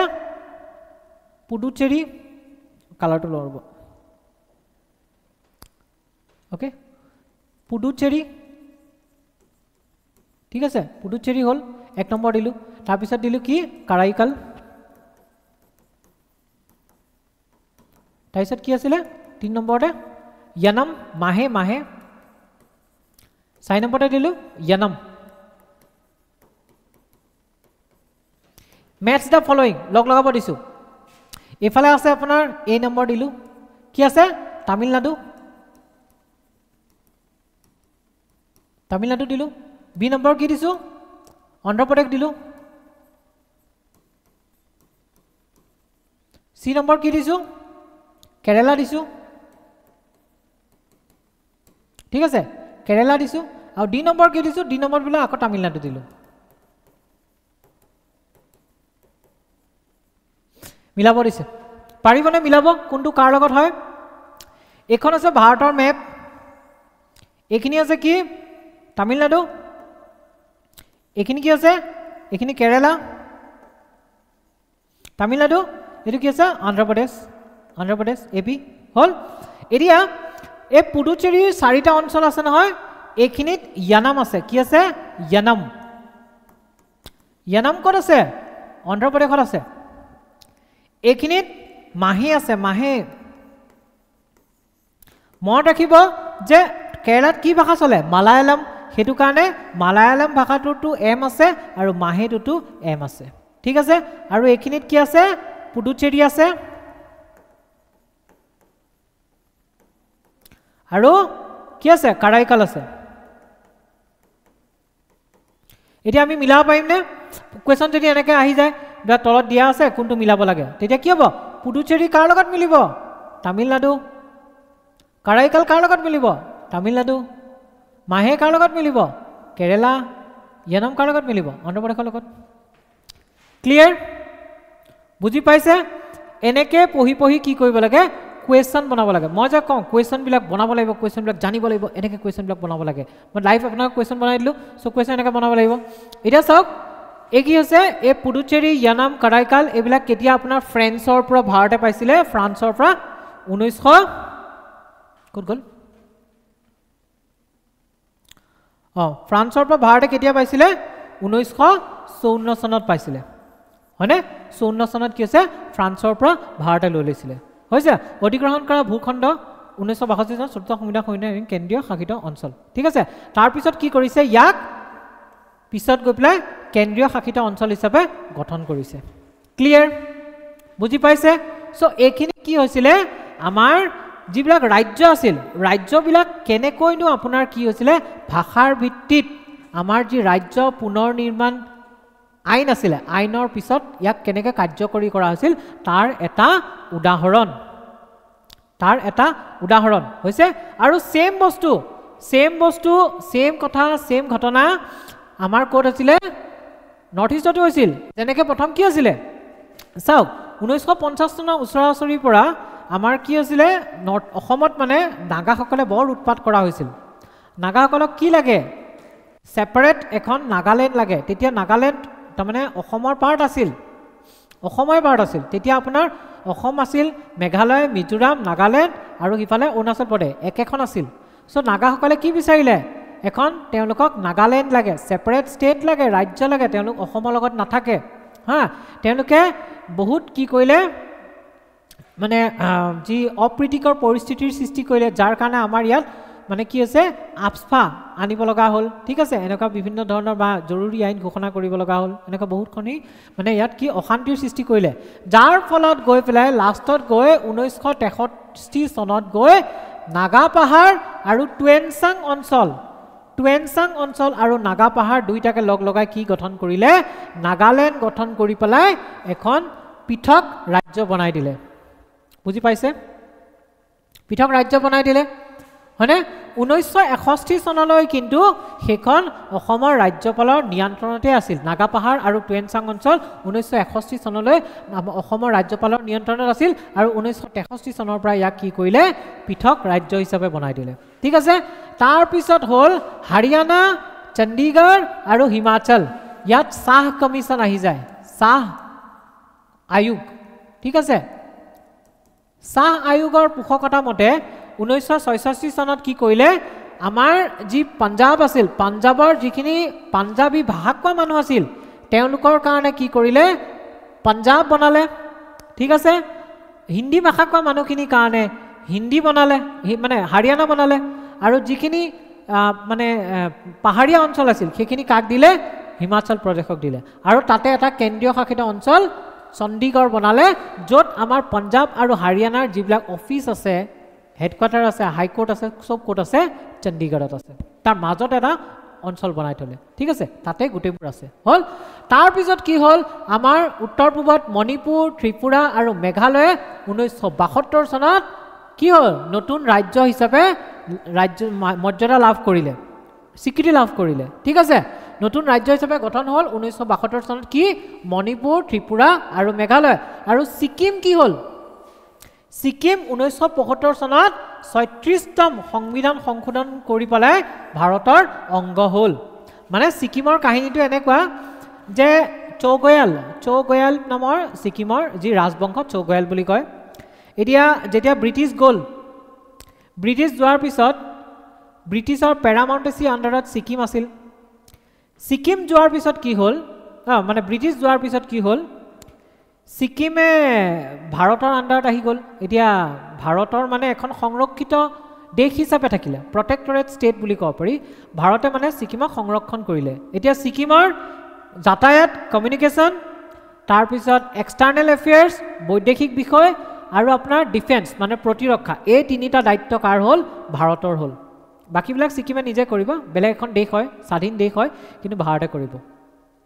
তাৰপিছত আপোনাৰ তেনেকৈ চলি আছে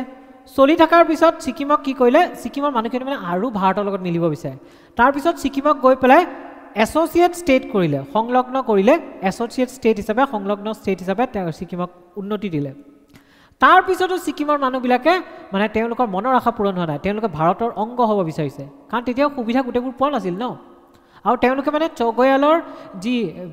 ৰাজতন্ত্ৰ চলি আছিল সেই ৰাজতন্ত্ৰৰ বিৰোধ কৰিছিল তাৰ ফলত কি হ'ল তাত এখন গণ অভিমত হ'ল যাক আমি যোৱাকালি পঢ়িছিলোঁ ৰেফাৰেণ্ডাম বুলি কয় ৰেফাৰেণ্ডাম হ'ল ৰেফাৰেণ্ডাম মতেদি মানুহখিনিয়ে ক'লে যে আমি এতিয়া বিচাৰোঁ যে ছিকিম আমাৰ ভাৰতৰ লগত কি হওক অংগ হৈ যাওক ভাৰতৰ এখন ৰাজ্য হৈ যাওক আৰু তাৰ মতে 1975 চনত ছিকিম ভাৰতৰ অংগ হৈছে যিহেতু এখন বেলেগ দেশ ভাৰতৰ ভিতৰত সোমাইছে বা ভাৰতৰ পৰা অঞ্চল এটা বেলেগ দেশক দিলে বা বেলেগ দেশখন ভাৰতৰ ভিতৰত সোমালে আমি কি কৰিব লাগিব সংবিধান সংশোধন কৰিব লাগিব সেইটো কাৰণে 36তম সংবিধান সংশোধন কৰি পেলাই কি কৰিছে ছিকিমক কৰিছে এইটো বস্তু মনত ৰাখিব কিমানতম সংবিধান সংশোধনী মতেদি ছিকিমক ভাৰতৰ ভিতৰত কৰি লোৱা গৈছিলে 36তম আৰু কিমানতম সংবিধান সংশোধনী মতেদি ভাৰতে কিছুমান আন্তঃক্ষেত্ৰ কাক দি দিছে বাংলাদেশক দি দিছে 100তম হয়নে নহয় তাৰপিছত মিজোৰাম অৰুণাচল প্ৰদেশ আৰু গোৱা এই তিনিখন কি হৈছিলে কেন্দ্ৰীয় শাসিত অঞ্চল হৈছিলে কেতিয়া 1972 চনত 1972 চনত মানে মণিপুৰ ত্ৰিপুৰা আৰু মেঘালয়ক কি কৰিলে ৰাজ্য দিলে গোৱা মিজোৰাম আৰু অৰুণাচল প্ৰদেশক কেন্দ্ৰীয় শাসিত অঞ্চল দিলে আৰু সিহঁতক গৈ পেলাই 1987 চনত গৈ পেলাই ৰাজ্য কৰি দিলে ছত্তীশগড় উত্তৰাখণ্ড আৰু ঝাৰখণ্ড কেতিয়া গঠন হৈছিলে 2000 চনত উত্তৰাখণ্ড উত্তৰ প্ৰদেশৰ পৰা ছত্তীশগড় ক'ৰ পৰা গঠন হৈছিলে মধ্যপ্ৰদেশৰ পৰা আৰু ঝাৰখণ্ড বিহাৰৰ পৰা গঠন হৈছিলে তাৰপিছত 2014ত আহি পেলাই হায়দৰাবাদ অন্ধ্ৰপ্ৰদেশৰ পৰা হায়দৰাবাদৰ গোটেই এৰিয়াটো লৈ পেলাই অন্ধ্ৰপ্ৰদেশৰ পৰা তেলেংগানা গঠন হ'ল আৰু 2019ত গৈ পেলাই কি হৈছে জম্মু কাশ্মীৰ আৰু লাডাখ নামৰ দুখন কি গঠন হৈছে কেন্দ্ৰীয় শাসিত অঞ্চল গঠন হ'ল হ'ব ক্লিয়াৰ বুজি পাইছে এইখিনি বস্তু এনেকৈ পঢ়িলে হয় আৰু ইয়াত নহয় মই যিখিনি পঢ়ালোঁ তাতে আপোনালোকৰ যি স্বাধীনতাৰ পিছৰ ইতিহাস তাৰো কিছুমান বস্তু মানে সংলগ্ন হৈ গ'ল সোমাই গ'ল এতিয়া আমি চাম নামসমূহৰ পৰিৱৰ্তন এতিয়া আমাৰ যে এই ইয়াত যে যিবিলাক দিয়া আছিল অনুচ্ছেদ 3 মতেদি কি কৈছিলে আমি নামো চেঞ্জ কৰিব পাৰিম বুলি কৈছিল হয়নে ইয়াত নাম যে চেঞ্জ কৰিছে তাৰ কিছুমান উদাহৰণ এই উদাহৰণবোৰ এইটো কাৰণে দিছোঁ যে কেতিয়াবা এই উদাহৰণবোৰ ব্যৱহাৰ কৰিও কি বনাই দিয়ে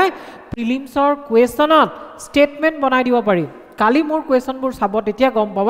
মই কিয় কৈ আছোঁ কাৰণ এনেকৈও আপোনাৰ কি কৰিব পাৰি কুৱেশ্যন বনাই দিব পাৰি এই ষ্টেটবোৰ এই নামবোৰ লৈ পেলাই ঠিক আছে সেইটো কাৰণে এই গোটেইবোৰ বস্তু পঢ়াটো জৰুৰী মই কেনেকৈ ভাবোঁ জানেনে এতিয়া চোৱা তোমালোকক মই এটা কথা কওঁ যে মই একেৰাহে 4বাৰ প্ৰিলিমছ পাছ কৰিছোঁ হয়নে তাৰপিছত এই যে 4বাৰ একেৰাহে কৰিলোঁ ইয়াত মানে মই এটা কথাই ভাবোঁ যে মই এইখিনি পঢ়িম সেইখিনি নপঢ়োঁ তেনেকৈ নকৰোঁ গোটেইখিনি ভালকৈ পঢ়োঁ যি কুৱেশ্যন আহে পাৰি যাম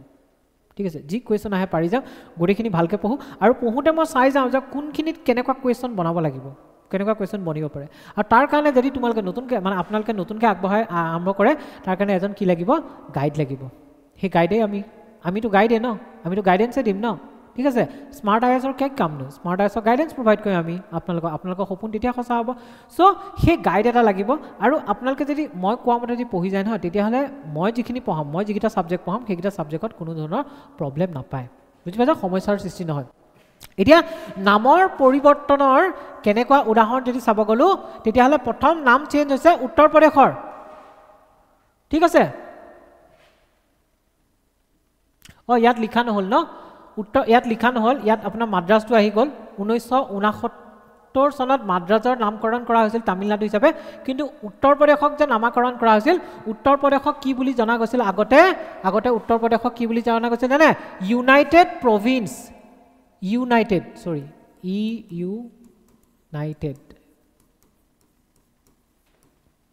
প্ৰভিন্স ইউনাইটেড প্ৰভিন্স হিচাপে জনা গৈছিল ইউটি ঠিক আছে ইউনাইটেড প্ৰভিন্সৰ পৰা কি হৈছিলে উত্তৰাখণ্ড উত্তৰ প্ৰদেশ হৈছিল ঠিক আছে ফাৰ্ষ্ট নাম চেঞ্জ হৈছিল তাৰপিছত 1969 চনত মাদ্ৰাজৰ নামটো চেঞ্জ কৰি কি কৰিছিলে তামিলনাডু কৰিছিলে 1973 চনত মহীশূৰৰ নামটো চেঞ্জ কৰি কি কৰা গৈছিলে কৰ্ণাটক কৰা গৈছিলে কৰ্ণাটকৰ পুৰণা নাম কি নামবিলাক জানিব লাগে পুৰণা নামবিলাক কৰ্ণাটকৰ পুৰণা নাম আছিল মহীশূৰ ঠিক আছে ষ্টেটমেণ্টত বনাই দিব পাৰে 1973 চনত লাক্ষাদ্বীপ মিনিকয় আমিনদ্বীপী লগ লগাই পেলাই কি বনাইছিল লাক্ষাদ্বীপ বনাইছিলে হল তাৰপিছত 1992 চনত কি কৰিছিলে আমাৰ দিল্লীক কি কৰিছিলে কেন্দ্ৰীয় শাসিত অঞ্চল দিল্লীক ৰাষ্ট্ৰীয় ৰাজধানী অঞ্চল হিচাপে union territory region union territory NCR বুলি কয় ঠিক আছে তেনেকুৱা আপোনাৰ কি কৰিছিলে union national capital territory union territory নহয় national Capital Territory Region NCR National Capital Region বা ৰাষ্ট্ৰীয় কি হ'ব ৰাজধানী অঞ্চল এইটো ৰাষ্ট্ৰীয় ৰাজধানী অঞ্চল NCR ঠিক আছে কি কেতিয়া গঠন কৰিছিল 1992 চনত গঠন কৰিছিল এতিয়া 1906 চনত কি আছিল উত্তৰাঞ্চল 2000 চনত কি হৈছে এটো 1906 নহয় হা 2006 সৰি 2006 চনত কি হৈছিল 2000 চনত আমাৰ উত্তৰাঞ্চল গঠন হল উত্তৰ প্ৰদেশৰ পৰা 2006 চনত ইয়াৰ নামটো চেঞ্জ কৰি পেলা খলনি কৰি কি কৈছিল উত্তৰাখণ্ড কৰা গৈছিল আৰু 2006 চনত পণ্ডিচেৰী যি পুডুচেৰী কওঁ এতিয়া আমি পণ্ডিচেৰী আছিল পণ্ডিচেৰী গুটেম ইয়ানাম মাহে কাৰাইকাল গুটেকিটা লগ লাগি তাৰ নাম খলনি কৰিছিল পুডুচেৰী লৈ আৰু 2011 ত কি চেঞ্জ কৰিছিলে উৰিষ্যাৰ নামটো ইয়াত একে দেখিছে এতিয়া কি আছিল ORISSA ইয়াত আছে ODISHA উৰিষ্যা ঠিক আছে এটুটা এনেকুৱাকে খলনি কৰি দিছিল সো এইখিনি হৈছে ইয়াৰ এক্সাম্পল যে কেনেকুৱাকৈনো কি কৰা হয় আমাৰ এই অনুচ্ছেদটো এই ভাগটো ব্যৱহাৰ কৰি মানে আমাৰ সংবিধানখনৰ ৰাজ্যসমূহৰ হালখলনি কৰা হয় বা ৰাজ্য তাত যিবিলাক অনুচ্ছেদত যিবিলাক লিখা আছে সেইবিলাক কি কাৰ্যকৰী কৰা হয় সো ইমানখিনি আছিল আজিৰ ভিডিওটো সো ইমানখিনি আমি আজি ডিসকাস কৰিলো গুটেখিনি বুজি পাইছে যদি বুজি নাপায় মোক কমেন্ট কৰি জনাব মোক কমেন্ট কৰি খুৰিব কি বুজি নাপায় কাইলে টেষ্ট আছে সো কালি টেষ্টৰ কাৰণে আপোনালোকে মানে কি কৰিব ভালকে পঢ়ক এই যিখিনি পঢ়ালো সেইখিনি আপোনালোকে এবাৰ চাই ল'ব কালি টেষ্টটো ভালকে এটেম্প কৰিব যি পাৰে যি নোৱাৰে মুঠতে ট্ৰাই কৰক যিমানখিনি পাৰিছে তো আজিলৈ আহো ধন্যবাদ